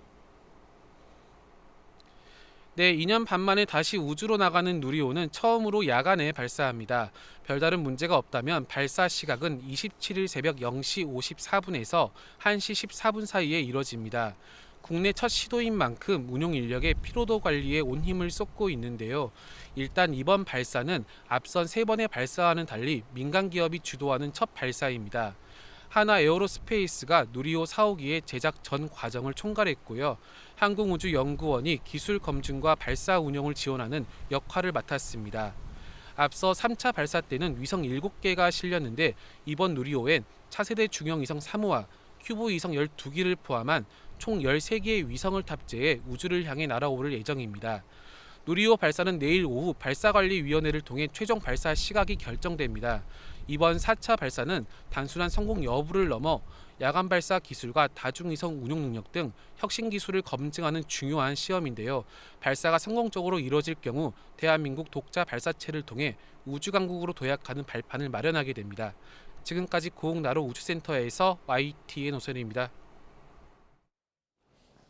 네, 누리호 발사 준비가 이루어지고 있는 고흥나로 우주센터. 현재 비는 그쳤지만 바람이 다소 강하게 불면서 여전히 강풍주의보가 내려져 있습니다. 내륙은 미세먼지 농도가 높게 나타나고 있어서 주의가 필요한데요. 취재기자 연결해서 자세한 내용 알아보겠습니다. 정혜윤 기자, 앞서 현장 상황을 저희가 살펴봤는데 고흥에는 앞으로도 비가 계속되는 겁니까? 네, 나로 우주센터가 있는 고흥 지역은 오늘 앞으로 강한 비가 더 내릴 가능성은 낮아 보입니다. 다만 오후에 누리호 기립과 추가 작업이 이루어지는 동안 바람이 변수가 될 수 있을 것으로 보이는데요. 먼저 비 상황 보시면 현재 비구름은 동쪽으로 빠져나가면서 고흥 북내면은 대체로 흐린 날씨를 보이고 있습니다. 기온은 11도 정도입니다. 오후 늦게까지 지금과 비슷한 날씨가 유지될 것으로 예상됩니다. 다만 이 지역에 강풍특보가 내려진 가운데 순간 돌풍이 최대 12m까지 불고 있습니다.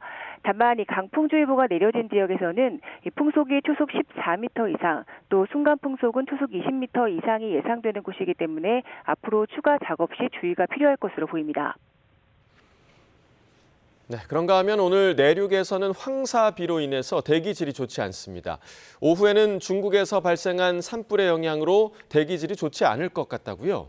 네, 그렇습니다. 오늘 오전 11시 국립환경과학원에서 추가로 발표한 내용인데요. 이 스모그와 황사로 인해 대기질이 나빠진 데다 오늘 오후에는 중국 동북 지역에서 발생한 광범위한 산불이 우리나라에도 영향을 미칠 것으로 보인다고 밝혔습니다.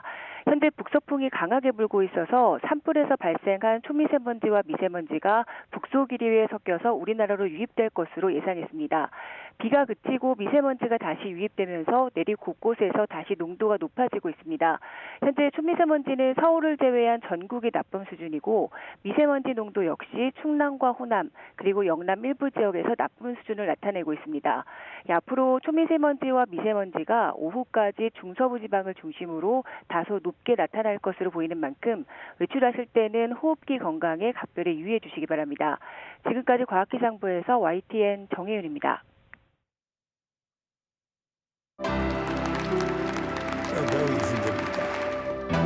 우리가 같이 힘씁시다.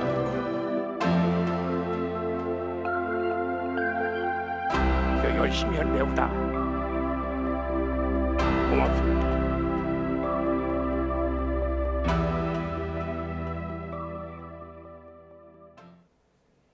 원로 배우 이순재 씨가 오늘 새벽 별세했습니다. 현역 배우로는 국내 최고령 나이로 활동해오다 향년 91세의 나이로 생을 마감했습니다. 박정현 기자입니다.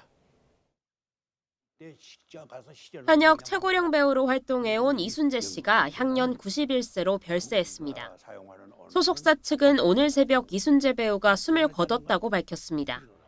한북 회령에서 태어나 서울고와 서울대 철학과를 졸업한 고인은 1956년 연극 지평선 너머로 연기 활동을 시작했습니다. 대표작으로는 1991년 방영한 드라마 사랑이 뭐길래로 시청률 65%를 기록했습니다.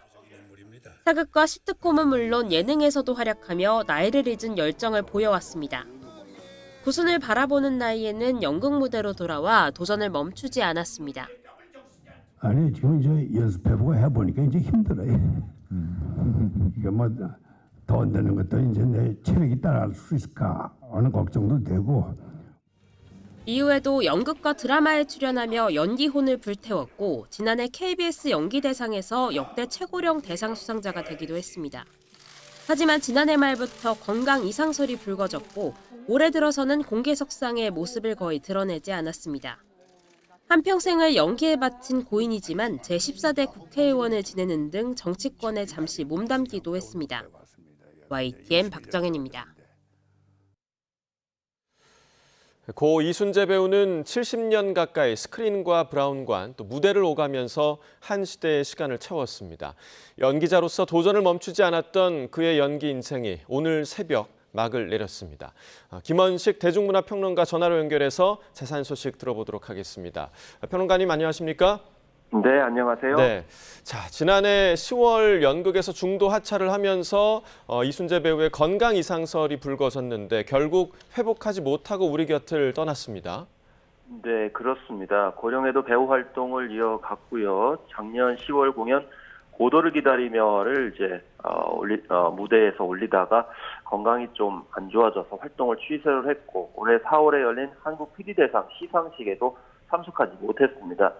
유족에 따르면 새벽 입원 치료를 받고 있던 서울 아산병원에서 별세를 하셨고요. 대학병원과 요양원을 오가면서 꾸준히 재활치료 등을 받는 등 다시 무대에 서기 위해서 노력을 했지만은 결국 돌아오시지 못하고 눈을 이제 감았습니다. 그래서 새벽 2시쯤 돌아가신 것으로 이렇게 전해지고 있고요. 이 배우 백일섭 씨 같은 경우는 털고 일어나실 줄 알았지 돌아가실 거라고는 생각 못했다. 얼마 전에 박근영 씨랑 저녁을 먹다가 전화를 했는데 안 받아서 한번 가봐야 되겠다라고 했는데 예감이 좀 안 좋았다라고 하는데 그렇지만 돌아가실 거라고는 전혀 생각하지 못했다 이렇게 얘기할 만큼 그동안 좀 열정적이고 어려우실 때마다 극복하고 오셨기 때문에 미처 예상을 다들 못했던 그런 상황인 것 같습니다. 예, 자 황망한 마음의 동료들이 상당히 좀 많을 것 같습니다. 방금 말씀해주신 대로 재활 치료를 한 뒤에 활동을 재개할 생각도 있다라고 이제 지난 8월에 소속사가 입장을 내기도 했었는데 그 부분이 지금 이루어지지 못해서 참 아쉬워하는 분들도 많을 것 같고 당시에 약한 모습을 보이기 싫어서 동료들의 병문안도 거절했다고 하더라고요. 네, 일단 이순재 선생의 건강 이상설은 지난해부터 여러 차례 제기가 되어 왔습니다. 그렇지만 소속사 측은 이를 좀 부인하는 입장이었고요. 왜냐하면 재활에 힘쓰고 있고 조만간 회복할 것이다라는 입장들을 밝혔습니다. 그리고 박근영 씨 같은 경우는 이순재 선생님이 여러 번 찾아뵈려고 했는데 꺼려하셔서 직접 뵈지는 못했고 좋은 상황은 아닌 것 같다라면서 병문안을 거절당한 일화를 또 전하기도 했는데 그런 연장선상에서 환자복을 입은 모습을 동료들에게 보이기 싫어서 병문안을 이제 정중히 거절하는 것으로 이렇게 전해지기는 했습니다. 하지만 결과적으로는 회복 중이라는 설명과는 달리 건강을 온전히 회복하지 못하신 것으로 이렇게 최종 판정이 된 셈이 됐습니다. 정보석 씨 같은 경우는 3주 전에 병원에 병문안을 갔었다라고 이제 밝혔습니다. 그때도 몸이 안 좋으신 상황이었는데 가족분들이 이해해 주셔서 찾아뵌 적이 있었다라는 이렇게 언급을 했는데요. 그래서 당시에도 인사드리면 대답만 해주셨다라고 상황을 설명하기도 했습니다. 예, 자, 고 이순재 선생님이 1934년생입니다. 말 그대로 장르를 가리지 않고 70년 가까이 왕성한 활동을 해오셨고 그래도 이 연세에도 이렇게 활동을 하실 수 있을까 싶을 정도로 고령에도 활동을 계속해서 좀 이어가셨어요. 네, 그렇습니다. 그래서 1956년 연극 지평선 너머로 데뷔를 하셨고 1965년 TBC 일기 전속 배우가 되면서 드라마와 영화, 연극 무대를 활발히 오갔는데요. 사실 그 연극 하시던 분들은 드라마에 잘 적응을 못 하시는 경우가 있거든요. 왜냐하면 연극 발성으로 또 이제 드라마 하다 보면 이게 시청자한테 익숙함을 주지 못하는데 이런 것들을 잘 헤아리셔가지고 연기를 하셔서 부담감 없이 친숙하게 활동을 이어오셨는데요. 처음에는 약간 진중한 역할들을 많이 하시다가 나중에는 하이킥 시리즈와 같은 그런 코믹, 시트콤에도 코믹한 연기를 보이셨고 나중에는 예능 꽃보다 할배에 출연하셔서 더 친숙한 예능 감각을 보이셨는데 이 70을 넘으셨는데도 굉장히 열정적이고 특히 해외여행 가셔서도 외국어를 능히 구사하셔가지고 배움에 끝이 없다라는 철학을 직접 보여주기도 하셨는데요. 어쨌든 한때는 매달 30여 편에 이르는 작품을 하기도 했고 또 연극 무대에서도 후배들과 함께 계속 작품 활동을 했기 때문에 정말 누구보다도 치열하게 오랫동안 연기를 하셔서 한순간도 헛되이 쓰지 않으셨기 때문에 영원한 현역으로 불리실만 했습니다. 예. 이순재 선생님의 마지막 공식 석상을 어떤 자리로 기억하십니까? 마지막 공식 석상은 제가 알기로는 드라마 개소리의 이제 시상식, 그러니까 예.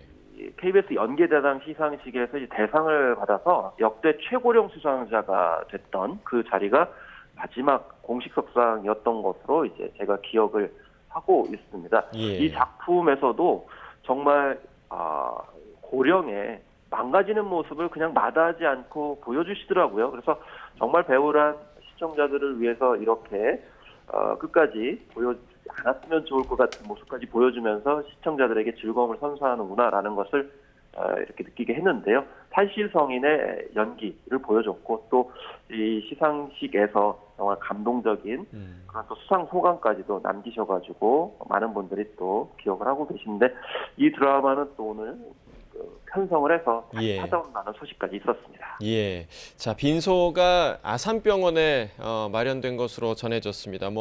SNS와 여러 경로를 통해서 많은 분들의 추모가 지금 이어지고 있는 상황이죠. 네, 그렇습니다. 배우 김혜수 씨는 SNS에 평생 동안 신세 많이 지고 도움 많이 받았습니다. 감사드립니다. 이렇게 또 글을 올렸고요. 배우 정보석 씨 같은 경우에도 선생님 그동안 너무 감사했습니다. 연기, 삶도 그리고 배우로서의 자세도 많이 배우고 느꼈습니다. 이렇게 글을 올렸는데 이 정보석 씨는 지붕 뚫고 하이킥 등에서 이제 같이 출연하면서 연기 호흡을 맞췄기 때문에 좀 더 남다른 감회가 있었을 거라고 보고요. 가수 태연 씨도 과거 연극 앙리 할아버지와 나에 출연했을 때에 같이 소녀시대 동료였던 유리와 찍은 사진을 함께 올렸습니다. 예. 사실 2010년대부터 이순재 씨는 아이돌 멤버들과 함께 연극을 참 많이 했습니다. 우리가 예. 아이돌 하면은 댄스만만 생각하는데 이렇게 뮤지컬 등에도 같이 이제 참여를 하는 모습들을 보여주게 되면서 후배들과 같이 하는 모습들이 아직도 많이 기억이 되고 있습니다. 예, 알겠습니다. 다시 한번 고인의 명복을 빌고요. 김원식 대중문화평론가와 이야기 나눠봤습니다. 평론가님 고맙습니다. 네, 감사합니다. 국가정보자원관리원 화재와 관련해 국과수의 감정 결과가 나왔습니다. 당시 메인 전원은 차단했지만 각 배터리의 전원을 차단하지 않았고 절연 작업도 하지 않은 거로 확인되는데요. 취재기자 연결해 자세한 내용 알아봅니다. 김기수 기자, 국과수 감정 결과에서 화재 원인이 나왔다고요?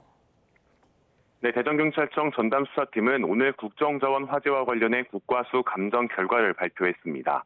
우선 UPS, 무정전 전원장치 시스템에 연결된 배터리를 이전하기 위해선 본체 전원과 함께 각 배터리 렉 전원을 모두 차단한 상태에서 작업해야 하지만 본체 전원만 차단하고 각 렉 전원을 끄지 않은 상태에서 작업하다 불이 난 것으로 파악됐습니다. 1번 렉은 시범을 보이는 과정에서 전원을 차단했지만 2번 작업부터는 전원 차단이나 절연 조치 없이 작업했고 5번째 렉 작업 중 불이 난 것으로 조사됐습니다. 또 경찰은 배터리 충전율을 30% 이하로 낮춘 다음 작업한다는 규정은 있지만 발화 원인과는 무관하다고 설명했습니다. 즉 배터리 열폭주 가능성은 없고 작업자의 실화로 인한 화재로 판단했습니다. 다만 충전율이 높을 경우 화재 발생 시 연소 확대가 더 빠르게 진행됐을 가능성은 있다고 밝혔습니다. 네, 국정자원 화재 수사 상황도 설명해 주시죠. 네, 전담수사팀은 국정자원 화재와 관련해 관리감독 책임 있는 국정자원 원장 등 임직원 4명을 포함해 모두 10명을 업무상 실화 혐의로 입건했습니다. 또 배터리 이전 공사 수주 과정에서 불법 하도급 등의 혐의로 업체 관계자도 추가로 입건하면서 모두 19명을 대상으로 수사를 벌이고 있습니다. 전기공사업법상 원칙적으로 공사의 하도급을 금지하고 있고 예외적으로 허용된다고 해도 사전 신고 절차를 거쳐야 하지만 이를 이행하지 않은 것으로 조사됐습니다. 공사를 수주한 두 업체는 실제로 참여하지 않고 다른 업체에 하도급을 줬고 하도급을 받은 업체는 또다시 다른 제3의 업체 2곳에 재하도급을 준 것으로 확인됐습니다. 특히 이 과정에서 하도급을 받은 업체 직원이 처음 공사를 수주한 업체 직원인 것처럼 속이기도 했는데요. 직원 2명을 형식적으로 퇴사시킨 뒤 공사를 수주한 업체에 입사한 것처럼 서류를 꾸몄고 국가정보자원관리원에 출입한 것으로 파악됐습니다. 또 이 사실을 국정자원에선 전혀 파악하지 못하면서 출입 관리에도 허점이 드러난 겁니다. 경찰은 피의자로 입건한 19명에 대한 조사가 마무리되는 대로 사건을 검찰에 송치할 계획이라면서 재발 방지를 위해 배터리 이전 작업 매뉴얼 정비와 행정처분 개선 권고할 방침입니다. 지금까지 전국부에서 전해드렸습니다. 이재명 대통령은 튀르키예 에르도안 대통령과 정상회담을 통해 3건의 양해각서를 체결했습니다.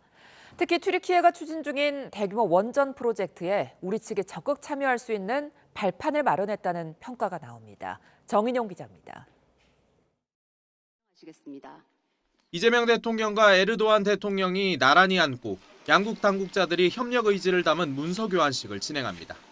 두 정상은 원전과 도로 인프라, 보훈 등 3건의 양해각서에 서명했습니다.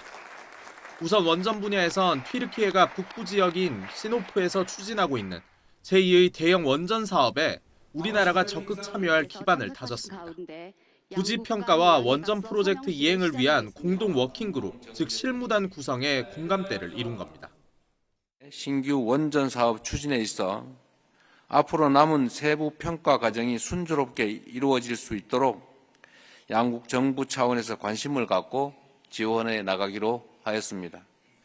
또 양국은 대규모 도로 민간 합작 프로젝트를 발굴하고 개발하기 위한 협력을 강화하기로 뜻을 모았습니다. 이에 따라 튀르키예 관련 사업에 우리 기업 참여 가능성을 높이고 양국이 사업 경험을 토대로 제3국에 공동으로 진출할 기회가 되길 대통령실은 기대하고 있습니다. 이번 국빈 방문을 계기로 체결된 도로사업 협력 MOU를 통해 대한민국과 튀르키예의 인프라 분야 협력이 더욱 공고화될 수 있도록 한국전쟁의 4번째로 많은 군인을 파병했던 튀르키예와 참전용사 단체 후손 간 교류를 확대하는 방안에도 두 정상이 합의했습니다. 피로 맺어진 우호관계를 증진시켜 전략적 협력이 미래 세대로 이어지는 데 보탬이 될 거란 해석이 나옵니다. YTN 정인용입니다. 트럼프 미국 대통령과 시진핑 중국 국가주석이 정상회담 한 달 만에 통화했습니다. 일본 총리의 타이완 개입 시사 발언으로 촉발된 중일 갈등 속에 중국은 트럼프 대통령이 타이완 문제의 중요성을 이해한다고 말했다고 밝혔습니다. 워싱턴에서 신윤정 특파원입니다. 미중 정상이 지난달 30일 부산에서 열린 트럼프 2기 첫 정상회담 뒤 약 한 달 만인 24일 저녁 전화통화를 했습니다. 중국 관영 신화통신은 늦은 밤 통화 사실을 공개하며 시 주석이 정상회담 뒤 중미 관계가 안정적인 흐름을 유지하고 있다며 협력 목록을 더 길게 만들자고 말했다고 전했습니다. 시 주석은 이어 함께 싸운 양국이 2차 세계대전의 성과를 수호해야 한다며 타이완의 중국 복귀는 전후 국제 질서의 핵심이라고 강조했습니다. 신화통신은 트럼프 대통령이 중국이 2차 대전 승리에 중요한 역할을 했고 미국은 타이완 문제가 중국에 있어 얼마나 중요한지 이해한다고 말했다고 밝혔습니다. 트럼프 대통령은 SNS를 통해 좋은 통화를 했다며 내년 4월 베이징 방문과 이후 시 주석의 내년 국빈 방문을 예고했습니다.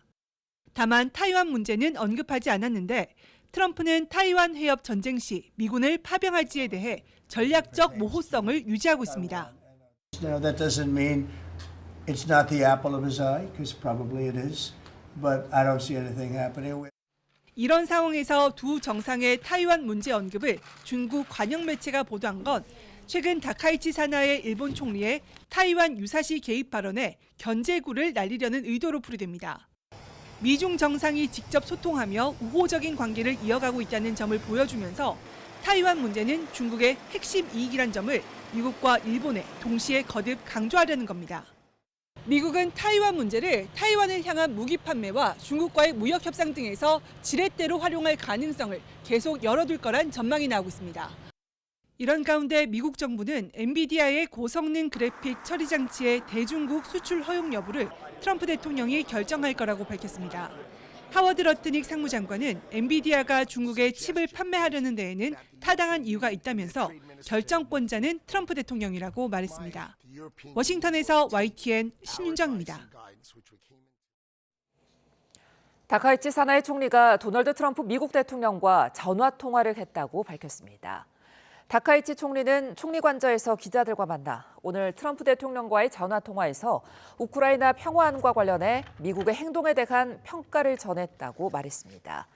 또 미일 동맹의 평가와 인도태평양 지역이 직면해 있는 재반 과제에 대해 의견을 나눴다고 설명했습니다.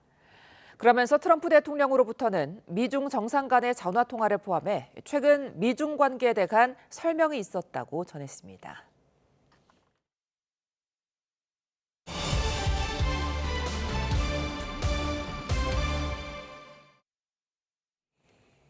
한덕수 전 총리가 어제 재판에 나와 계엄 관련 문건이 기억나지 않는다며 헌재에서 위증한 사실을 인정했습니다. 내일 한 전 총리 결심 공판이 예정돼 있는데요. 관련 내용 손정혜 변호사와 함께 이야기 나눠봅니다. 안녕하십니까? 안녕하세요. 자, 한덕수 전 총리 어제 이제 그 비상계엄 마지막 국무회의 상황과 관련해서 기억이 없다는 말을 반복했고요. 또 그러면서도 윤 전 대통령에게 계엄에 대해 제고해 줄 것을 요청했다 이런 주장도 했는데 어떻게 보셨습니까? 네, 어제 피의자 신문이 진행됐던 것으로 알려지고 있고요. 구체적으로 피고인의 입장에서 그 당시 상황을 이 검찰과 그 변호인들이 이제 질문을 하는 과정에서 상황을 이제 파악하고자 절차가 진행됐었고요. 일단 구체적인 기억이 없다. 그 당시에 거의 멘붕 상태였기 때문에 기억에 오류가 있다. 기억하지 못한다라는 주된 취지는 일관적으로 이야기를 하면서 그 당시 비상계엄 선포와 관련해서 대통령께 만류하고 이 대신용도나 이런 것들이 걱정된다는 우려를 표했다라고 이제 진술한 것으로 알려지고 있는데요. 그러니까 구체적인 기억은 없지만 내가 비상계엄에 반대했고 그 뜻에 동조하지 않았고 만류했다라는 것은 이 지금 기소된 제명 중에 내란을 방조했다, 방조하지 않았다. 나는 내란을 막았다라는 기본적인 무죄의 취지를 주장하고 있다라고 생각을 하고요. 예. 그러다 보니까 재판부에서도 그 당시에 비상계엄의 불법성을 인지를 했는가, 그리고 적극적으로 더 왜 만류하지 않았는가, 그리고 나아가서는 만류하고 반대했음에도 불구하고 절차적인 왜 도움을 줬는가, 이런 부분들에 대해서 심도 있게 신문이 이루어지지 않았을까 합니다. 그렇다면 재판부는 한 전 총리의 진술에 대해서 어떤 점을 좀 주목할까요? 일단 재판부에서는 내란 방조라는 것은 내란이 불법적인 것을 알면서도 도왔다라는 부분에 대한 핵심 구성 요건이 인정되는지 안 되는지를 판단을 해야 될 것으로 보이는데요. 예. 검찰 측에서는 국무회의를 소집한 것 그 자체가 절차적인 어떤 정당성, 이 외관을 만들어주기 위한 도움행위였다라고 주장하고 있고, 사후적으로 비상계엄 선포문을 작성케 하거나 또는 서명을 하라고 국무위원들에게 이야기함으로 인해서 이 비상계엄과 관련한 절차적인 어떤 위법을 치유하려고 했다. 그리고 나중에 이것이 문제될까 봐 이 또 사후적으로 폐기했다. 이런 사실이 실제 의도와 목적이 무엇이었는가를 굉장히 꼼꼼하게 들여볼 가능성이 있는데, 현재 한 전 총리는 국무회의를 소집한 것은 다른 국무위원들이 와서 반대를 해주기 위한 목적으로 이렇게 소집한 것이다라는 주장을 하고 있고요. 예. 검찰에서는 그게 아니라 국무회의 소집이라는 절차를 만들어주기 위해서였다라는 부분이 지금 상충되고 있기 때문에 이 행위에 대한 평가가 재판부의 판단으로 남아있는 상황입니다. 예, 그러면서 또 한 가지 눈에 띄었던 부분이 당시 대통령실 CCTV 영상이 새롭게 공개되면서 한 전 총리가 헌재에서 위증을 했다 이렇게 진술을 뒤집었거든요. 이 부분에 대해서는 어떤 법적 판단 받을까요? 일단은 재판부 입장에선 진술이 번복되고 객관적인 증거가 제시되고 나서야 진술이 바뀐 점에 있어서는 양형에 불리하게 작용할 가능성이 있습니다. 예. 진술이 일관되지 못하고 본인의 이익에 따라서 진술이 바뀐다는 것은 나머지 진술도 신빙성이 낮다라고 평가할 수 있는 요소가 있기 때문에 한 전 총리에게는 불리한 정황이다 이렇게 말씀드릴 수 있을 것 같고요. 이 위증했다라는 부분은 이런 겁니다. 내가 비상계엄과 관련한 문건을 받지 않았다라고 헌재에서 이야기했지만 CCTV를 보면 명확하게 김용원 전 장관이나 여러 명으로부터 이제 문건을 서로 보고 확인하고 가지고 다니는 모습이 확인됐기 때문에 이 헌법재판소에서 위증한 부분에 있어서는 이 헌법 기관을 이제 무시하거나 그 부분과 관련해서 허위 진술을 할 동기가 있었다고 볼 수밖에 없는 불리한 정황이라고 볼 수 있을 있을 것 같고요. 예. 다만 사후적이나마 뒤늦게 일부 자신의 어떤 범죄나 잘못에 대해서 가오를 인정하는 부분은 또 유리하게 작용할 가능성이 있습니다. 예. 자, 그리고 논란이 됐던 그 사후 계엄 선포문 서명을 두고 당시에 계엄이 해제됐고 안건이 없어서 그렇게 이 부분에 대해서 무겁게 생각하지 않았다 이렇게 밝혔는데 이 사후 계엄 선포문이 어떻게 보면은 법적 처벌과 형량 등의 좀 핵심이 되는 부분 아닙니까? 일단 허위 공문서 작성에 대한 유무죄 판단에 굉장히 중요한 사실관계이고요.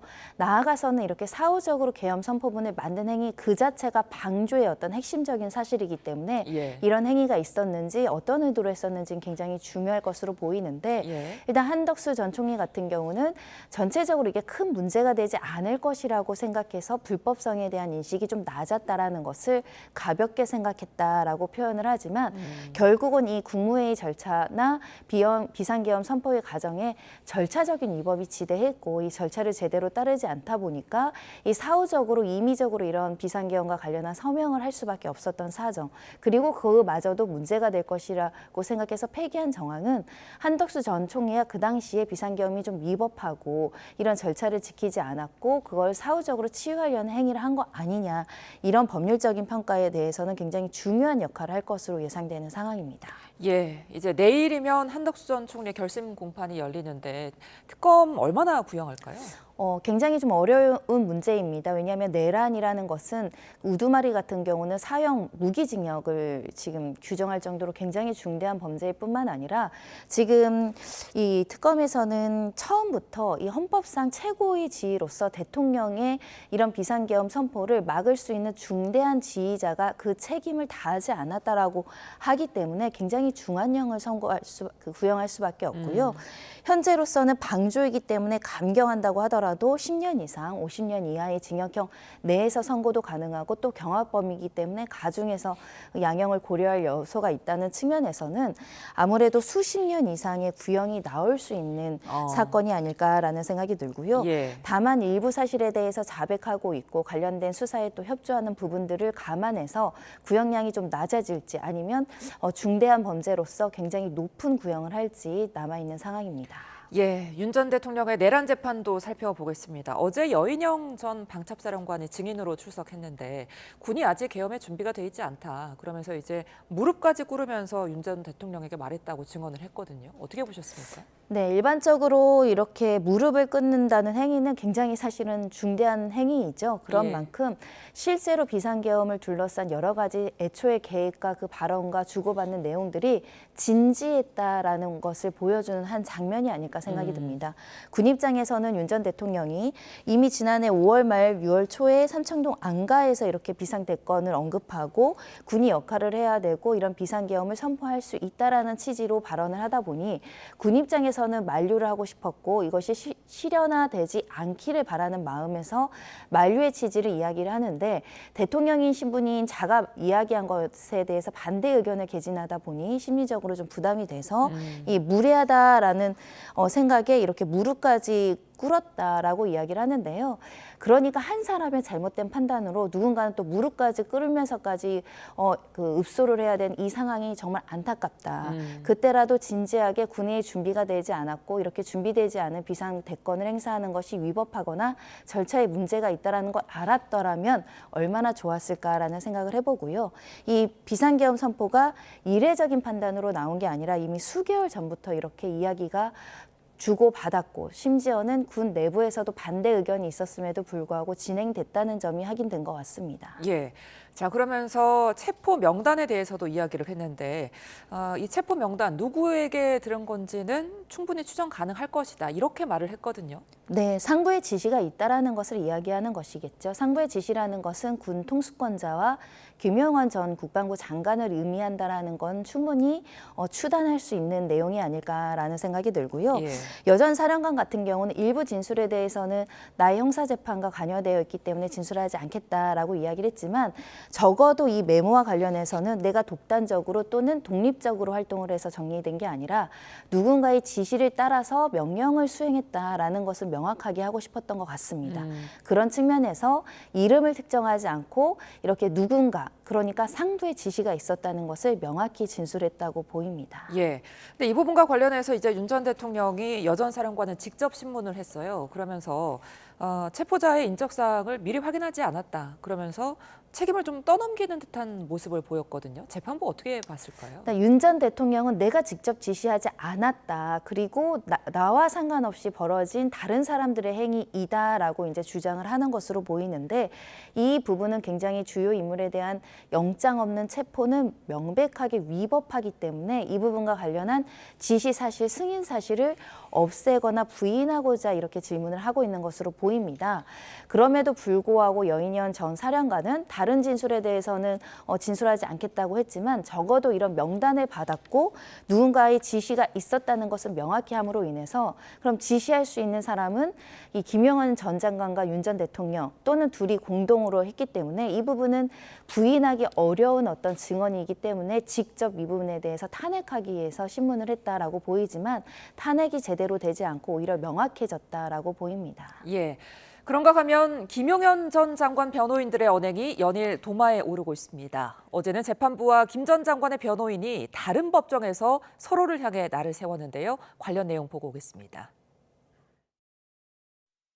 법정 질서 유지는 재판부의 의무입니다. 모든 권한을 행사할 겁니다. 따라서 이와 유사한 사항이 반복된다면 법정 질서 위반을 한 사람에 대해서는 현행범으로 체포해서 경찰에 바로 인계하겠습니다. 법정 모욕 혐의로 형사 절차가 바로 진행되도록 하겠습니다. 법정 질서는 더욱 엄격하게 유지될 수 있도록 하겠습니다. 방청권이 없으면 퇴정해야 된다라는 재판부의 발언 경고가 있었고 공개 재판인데 왜 방청권이 필요하냐라는 이 발언을 했다라고 해서 감치 15일에 처했습니다. 그동안 특검과 사법부에 대한 나름대로의 존경심이 있었지만 그러한 존경심은 이제 내려놓고 본격적으로 재판부와 특검에다가 적극적으로 대응을 할 생각입니다.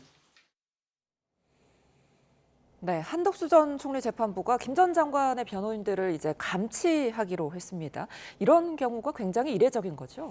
자주 있는 일은 아니지만 간혹 발생을 하고요. 특히 변호인이 이렇게 감치 결정받는 경우는 매우 이례적이죠. 근데 행위 자체가 좀 이례적이긴 합니다. 예. 법조계에서도 이 사건을 굉장히 좀 안타깝게 바라보고 있는데요. 간혹 이제 당사자분들이 직접 나와서 판결에 불만이 있거나 증인이 이제 증인 과정에서 거짓말을 한다고 소동을 벌이는 경우도 있고 예. 신성한 법정에서 막말을 하거나 이제 욕설을 쓰는 경우가 있거든요. 이러면 감치 결정을 하는 경우가 왕왕 있습니다. 예. 실제로 법원조직법도 폭언, 소란행위에 대해서 20일 이내 감치에 처할 수 있다 이런 규정이 있기 때문에 실제 이렇게 감치 가는 일이 많이 발생하진 않지만 이번 사건 같은 경우는 어떻게 보면 법조 3륜이라고 해서 판사와 변호사 어떻게 보면 협력 관계이고 예. 우리가 법정에 대해서 존경을 표하는 이유가 법원에 대한 신뢰를 보여주는 것인데 이 법정에서 소란 행위가 있었다는 부분들도 굉장히 안타깝고요. 예. 실제 이 감치 집행까지 가는 것도 사실은 좀 이례적이지만 법원 입장에서는 사법부의 신뢰를 생각하지 않을 수가 없고 그러다 보니 엄중한 입장을 보이는 것으로 보입니다. 그런데 이제 김 전 장관의 변호인들이 본격적으로 재판부와 특검에 대해서 대응하겠다 이렇게 밝혔는데 이렇게 된다면 김 전 장관 측에게 좀 불리해지는 거 아닙니까? 일단 공수처에 이제 고소고발하겠다, 직권남용 권리행사 방해다 이렇게 주장을 하고 있는데요. 일단 일반적인 변호인들은 재판부와 척을 져서 의뢰인에게 도움을 주지 못하고 오히려 불이익한 결과가 있을까 봐 이렇게 적대적인 관계를 공개적으로 만들지는 않습니다. 그러니까요. 그런데 김용현 전 장관이나 지금 내란 재판을 받는 일부 이제 그 변호인들 같은 경우에는 이게 단순히 법리적인 싸움을 해서만은 이 어떻게 보면 무죄를 이끌어내기는 사실상 어렵다. 그리고 중형을 피하기 어렵다라는 판단하에 여론전과 정치적인 행위를 하는 게 아닐까라는 생각이 듭니다. 예. 순수하게 법률적인 다툼만을 한다면 일반적인 변호사들은 이런 행위를 도저히 상정할 수 없거든요. 예. 재판부를 공개적으로 어떤 유튜브 같은 데 나가서 공개적으로 모욕한다는 것은 것은 전체 판사들의 위신을 깎아내릴 뿐만 아니라 앞으로 수십 년 변호 활동을 해야 되는 변호사 입장에서 상당히 부담스러운 일입니다. 우리는 직업을 전문호사로 삼기 때문에 법원의 판단을 항시 매일 받는 사람들 입장에서 이렇게 법원과 척을 질 수 있나라는 생각을 가지고 있는데, 그럼에도 불구하고 이렇게 나온다는 것은 정치적인 행위 또는 이를 통해 여론을 이끌어내려는 행위, 그리고 지지자를 결집하려는 목적 아니면 이렇게 행위하기는 좀 어렵습니다. 알겠습니다. 지금까지 손정혜 변호사와 함께했습니다. 고맙습니다.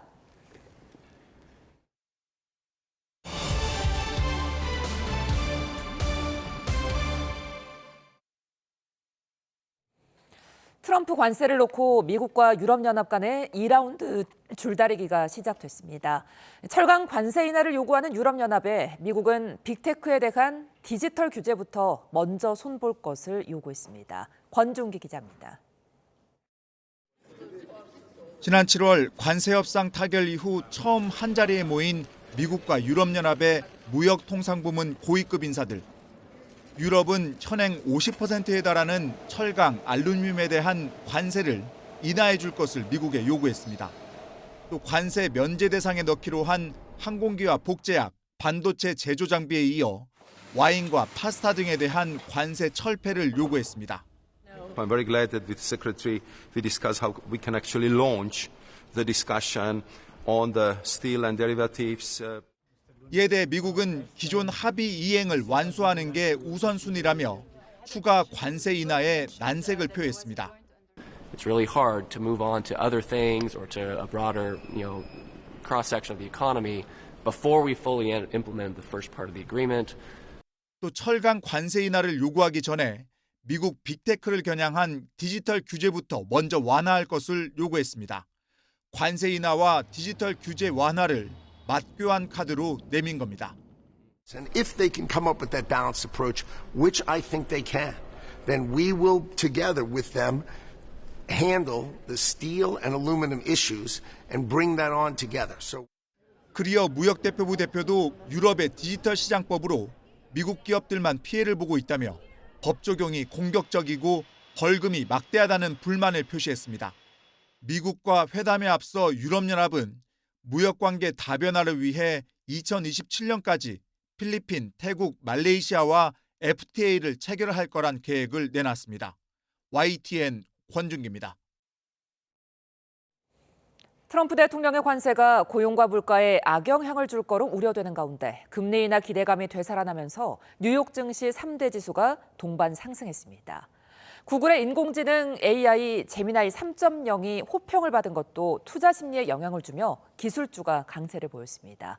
뉴욕 이승윤 특파원입니다.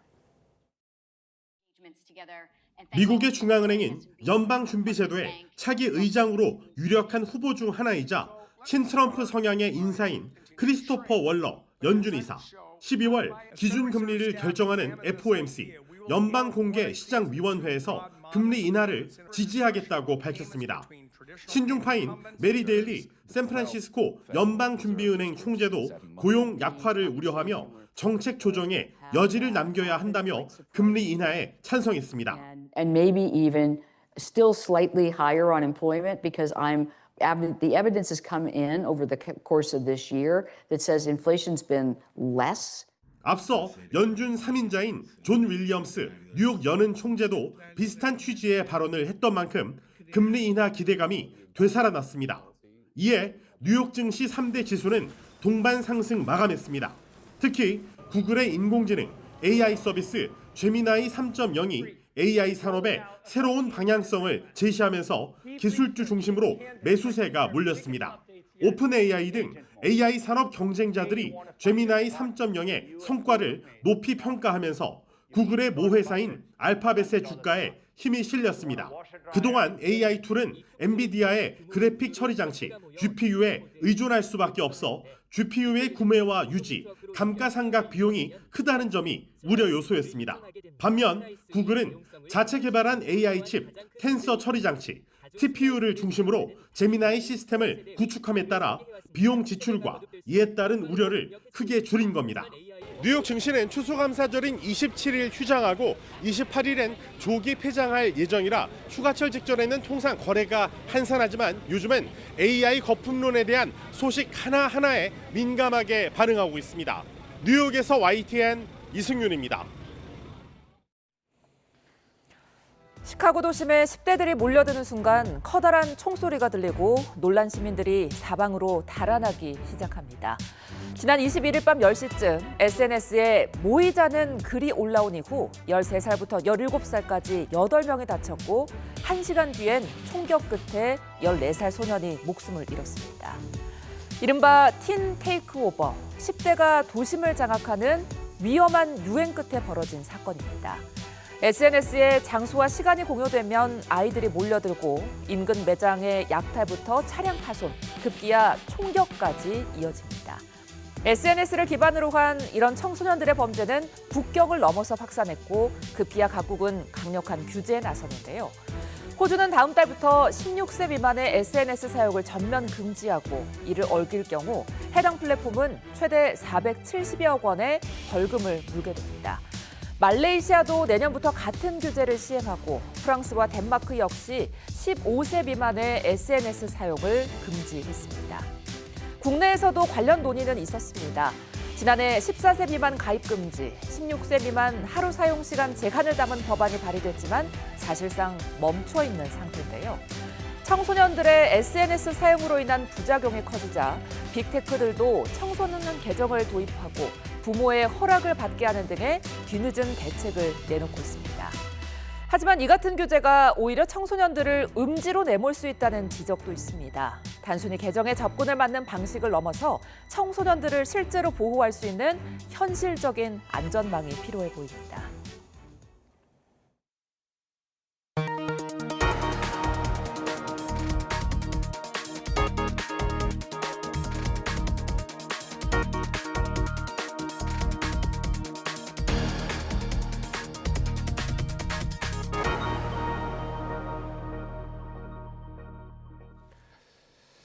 폭탄이 터진 듯 건물이 갑작스럽게 폭삭 주저앉았습니다. 미얀마 군부 정권이 태국과의 국경 인근에 위치한 대규모 범죄단지 건물을 철거하고 있는 건데요.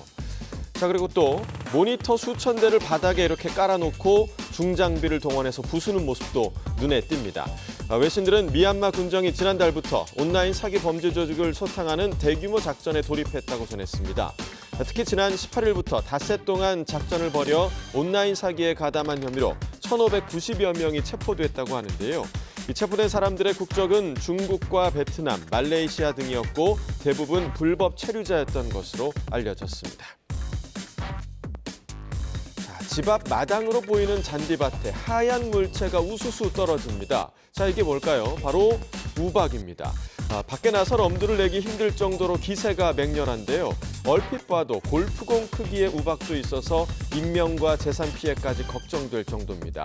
실제로 지붕에 구멍이 뚫리면서 군데군데 비닐로 덮어놓은 모습도 포착이 됐는데 브라질 남부 히우그란지두 술주의 이레싱에서 현지 시간 23일 오후에 강한 비와 함께 우박이 쏟아지면서 피해 신고가 잇따랐습니다. 학교 35곳과 주택 수백 채의 지붕과 벽이 파손됐고 주민 150여 명은 우박과 건물 파편 등을 맞아 치료를 받았습니다. 자, TV 모양을 본뜬 피켓 등을 들고 하나둘 복도로 들어서는 사람들. 곧이어서 방송이 진행 중인 스튜디오 안으로 우르르 몰려가서 진행하는 앵커를 에워싸기 시작하는데요. 자, 이대로 방송이 시작이 된 것 같은데 어째서인지 앵커도 팔짱을 낀 채 침묵하고만 있습니다. 남유럽의 작은 나라죠. 코소보의 공영방송사 직원들이 총파업에 돌입한 겁니다. 코소보에선 최근 몇 달간 정치 갈등으로 인해 정부 구성과 예산 편성에 차질이 빚어졌다고 하는데요. 이 때문에 2달 이상 월급을 받지 못한 직원들이 파업에 돌입했다는 사실을 알리기 위해서 급여 없이 일도 없다라는 문구 등을 적은 피켓을 들고 방송에 나온 거라고 외신들은 전했습니다. 자, 마지막으로 우리나라 소식도 좀 알아보겠습니다. 어느 아파트 승강기에 붙은 공지문이라고 하는데요. 자, 알파벳과 우리말 또 한자까지 어지럽게 섞여 있어서 마치 암호문처럼 보이는데 찬찬히 읽으면 무슨 뜻인지 이해가 가시죠? 산타 모집 안내. 자, 어느덧 한 달을 앞둔 성탄절을 맞아 아이들에게 선물을 배달해줄 봉사자를 모집하는 공고였습니다.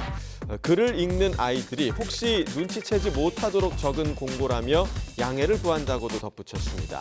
동심을 지켜주기 위한 비밀 작전인데 어째선지 어른들이 더 신난 것 같기도 하네요.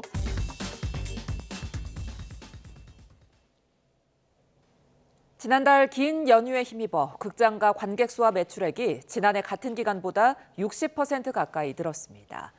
지난달 극장 관객 수는 983만 명, 전체 매출액은 989억 원이었습니다. 이는 각각 전년 동월 대비 56.5%, 59.7% 늘어난 수치입니다. 영화진흥위원회는 연휴 기간 한국 영화 보스 어쩔 수가 없다, 일본 애니메이션 체인소맨과 귀멸의 칼날 시리즈의 흥행 덕분이라고 분석했습니다. 색채의 마술사 마르크 샤갈의 회화 작품이 국내 미술품 경매 최고가에게 낙찰됐습니다. 서울 옥션은 어제 진행된 이브닝 세일에서 샤갈의 1937년작 꽃다발이 경매 시작가인 94억 원에 낙찰됐다고 밝혔습니다. 기존 국내 경매 최고 기록은 2023년 마이아트 옥션에서 70억 원에 낙찰된 백자 청화 오조룡 문호입니다. 함께 경매에 나온 샤갈의 파리의 풍경은 59억 원에 낙찰됐고 이 밖에 김환기, 이우환, 데이비드 호크니 등 거장들의 작품이 새 주인을 찾았습니다. 서울 도심이 회색빛 장막에 갇혔습니다. 현재 대부분 지역의 대기질이 나쁨 수준 보이고 있고요. 인천은 매우 나쁨 수준까지 치솟았습니다.